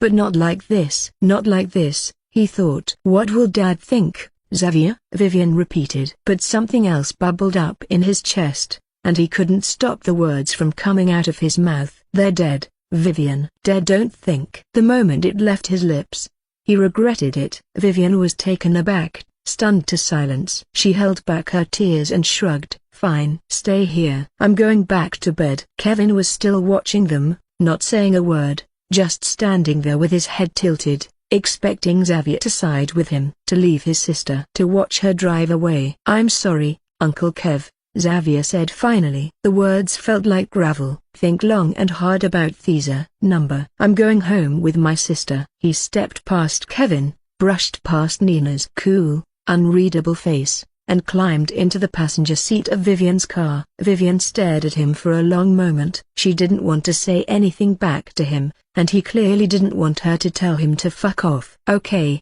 was all Vivian said. And they left it at that. Daryl was halfway to blocking them when Kevin raised one hand. "Stand down." "Let them go." Vivian started the engine, and the sound cracked the tense air. The headlights swept across the gravel, over the open truck with its stolen guts gleaming like organs in the moonlight. Then she rolled forward, through the manor's gates, and into the waiting dark of the road. Xavier watched the manor's porch get smaller and smaller through the rearview mirror. Kevin stood there in the spill of the porch light, watching the taillights shrink and vanish. "Do you think that was a good idea, letting them go?" Lope asked. "They can stay in that godforsaken town and rot for all I care. More share for us." Ray's eyes kept drifting toward the far wall. Jessica lay slumped in the armchair, her cheek still red from Kevin's punch, chest rising slow and even in feigned unconsciousness. She looked harmless enough, but something about her still prickled at the back of his neck. Kevin's orders rang in his head. But Kevin wasn't here. Neither was Lope, or Nina, or Sheila. Hell, even Daryl. He had no idea what was happening downstairs, but he hoped everything was fine. It was just Trey and the assistant, alone in the library. And the bookshelf, still swung open like a hungry mouth waiting for someone to step inside. He glanced at Jessica one more time. She didn't move. Just a peek, he told himself. Ray left Jessica and stepped through. The air inside was instantly cooler, dense with a mineral and earthy tang, like after the rainfall. He'd expected a cramped concrete bunker like a bank vault, maybe lined with shelves and metal-looking boxes like safety deposits. Instead, his jaw went slack. The chamber was round and huge. The floor curved gently downward toward the center, smooth black stone glistening as though it had been polished for centuries. Above, the ceiling swept upward into darkness, forming a dome so high he could not see where it ended. Yet there was still light emanating from somewhere in this room. 7 massive doors were set into the wall, spaced evenly apart. Each was made from a single slab of dark wood, framed by strange runic symbols. In the very center of the room, raised on a circular platform, stood a pedestal of pale marble. Atop it rested an hourglass. Its frame was wrought, faintly etched with curling runes that caught the faint light. The white sands within waited patiently for it to turn. There was no treasures or stacks of gold bars and cash in sight. What in the fucking Lord of the Rings bullshit is this? Where's the cash? Something about it made the skin along Ray's arms crawl. The pedestal have no obvious mechanisms, but he felt her without knowing how that the hourglass was not just some decoration. It had purpose. But for what? He thought. His eyes shifted to the nearest of the great doors. It was easily almost twice his height, the surface carved in exquisite, brutal detail. A forest scene so detailed you could almost hear and smell the wind in it. Pines bristled in shades of grey relief, every needle etched sharp. In the center clearing, 3 wolves stood under a swollen full moon. They weren't pretty, storybook wolves. Their hackles rose in jagged lines, jaws looking wet and open, teeth catching the faint light in sharp half circles. The moon above them bulged, almost bloated, the texture of pitted bone. The door handle was nothing more than a wolf's snarling jaw, jutting outward, teeth bared. "Oh, our broken bar, that's nice, I guess." Ray's throat felt dry. Exhaling through his nose, his fingers curled around its wolfish handle, the metal cold against his touch. He pulled the door open anyway. As the door swung open, the hourglass twitched, then snapped upright in a mechanical lurch. The movement was impossibly smooth yet unnervingly sharp, like the pivot of an eagle's head. The frame rotated with a muted clack, and the sand began to fall in a slow, hypnotic stream. Somewhere in the library beyond the entrance, he thought he heard the faint creak of a fabric shifting, the sound of someone rising slowly to their feet from a chair. He waited for a few seconds, but no one entered the vault. Ray turned back to face the wolf door, to another room, and his eyes bulged even wider. Pallets of gold bars stacked high enough to climb. Towers of shrink-wrapped $100 bills. An expensive-looking painting leaning casually against the wall next to another expensive-looking painting. Glass cases filled with diamond necklaces, Rolexes, Fabergé copyright eggs. Stainless steel shelves lined with priceless artifacts like tribal masks, ancient swords, and vases that looked older than the Bronze Age. It was obscene, dizzying. And somewhere, deep inside his chest, Ray felt that same crawling sensation he'd had when he first stepped into the chamber. As if this vulgar display of treasure was some kind of bait. Bait for what? He wasn't sure. Ray shut the door slow, careful. He wasn't touching a damn thing in there. The treasures were still back there, gleaming and fat with promise. He reckoned the others' doors also hid treasures, too. He wanted to touch them the way you wanted to pet a very cute tiger just to see if you can before it mauled you to death. But he wouldn't not until Kevin was here. Kevin liked things done in a certain order, and Ray had learned the hard way how Kevin handled disobedience. He stepped out of the vault and saw Jessica's chair was empty. It was like a pin dropped close to his ear. His breath caught in his throat. Shit. Immediately, he prowled the library aisles, brushing past the tall, oak shelves. The scent of old paper and wood polish wrapped around him, but there was no sign of the secretary and the trail of where she went. Shit. Kevin was going to kill him. He stopped, listening. Somewhere in the library, he heard a faint scrape. Or maybe it's just from outside. But it was something, which filled him with hope that he could find her again. A shifted weight on the wooden floor. The subtle slide and click of the door. He darted to the sound's direction like a dog hearing a bell. Ray found the balcony doors cracked open, the curtains breathing slow with a draft. Gathering enough courage, he stepped out into the dark. His phone's flashlight punched a narrow cone, the edges bleeding into absolute black, but the night swallowed everything beyond the beam greedily. That didn't make him feel any better. The stone railing gleamed in spots. When he got closer, he saw why. Deep gouges were embedded in the rock, 2 of them, evenly spaced. But what unnerved him was that they looked quite fresh. Looked like something had dragged claws across it 5 minutes ago, maybe less. Then the foul smell hit him. First, it was the wet fur. Then rot like flesh left to bloat somewhere in the sun. Under that, something sharp and metallic, like rusting coins in a bowl. The stink curled into his sinuses and settled inside his mouth. the kind of stink that made the back of your throat ache. Ray swallowed. The hair on his arms and at the nape of his neck stood up and he could hear his own pulse pounding in his ears. Somewhere out there, in the gloom, something moved. Ray tipped his head back, as if the answer was written in the sky. The moon stared back at him, full and white and perfect, shining on everything, fur, claws, and canine teeth. Vivian kept both hands on the wheel, knuckles pale, eyes on the winding asphalt as if she could hold it still by will alone. Beside her, Xavier sat with his arms crossed, shoulders jammed up near his ears, his gaze fixed on the black shape of the tree line. The boy had been gearing up to speak for the past 10 minutes. She could feel it like the shift in air before a storm. That restless throat clear, the way he adjusted in his seat, exhaled like he was trying to push the words out by force. She wished he'd just choke on them. "I didn't mean what I said," Xavier finally blurted, his voice rough and slightly squeaky, like a child who didn't want to confess to an embarrassing mistake. "About Mum and Dad." Vivian didn't look at him. She just reached forward, turned the volume dial until the low hum of some old late 90s R&B song swelled, a soft barrier between them. 5 minutes ticked past. The music faded into the background, replaced by Alicia Keys, and her mind went drifting into the place she didn't like to linger. They were dead. Her parents were dead. That part was undeniable, and maybe probably the stories on the news were true, too. That they had worn some creepy satanic robes, she didn't know if this was even true, went into the woods with knives, and murdered a bunch of kids including a schoolmate of theirs, Mark Castle. That there had been a massacre in the woods that was partially their doing. That they also killed their neighbors. That it hadn't been random. But there was a fault line in her belief, and she couldn't let it go. She couldn't picture her mother, who made her favorite chocolate cookies almost once a week, to slitting a stranger's throat. She couldn't imagine her father, the one who cried at cheesy romance and Pixar movies, to kidnapping kids and took them into the woods. Then Xavier's voice cut through, pulling her out of the depths of her thoughts. Vivian." She blinked back to the present. "We've passed that before, huh?" She followed his finger. A sagging sign, half swallowed by pine, reed, Cedar Pines Summer Camp. White paint flaking like skin.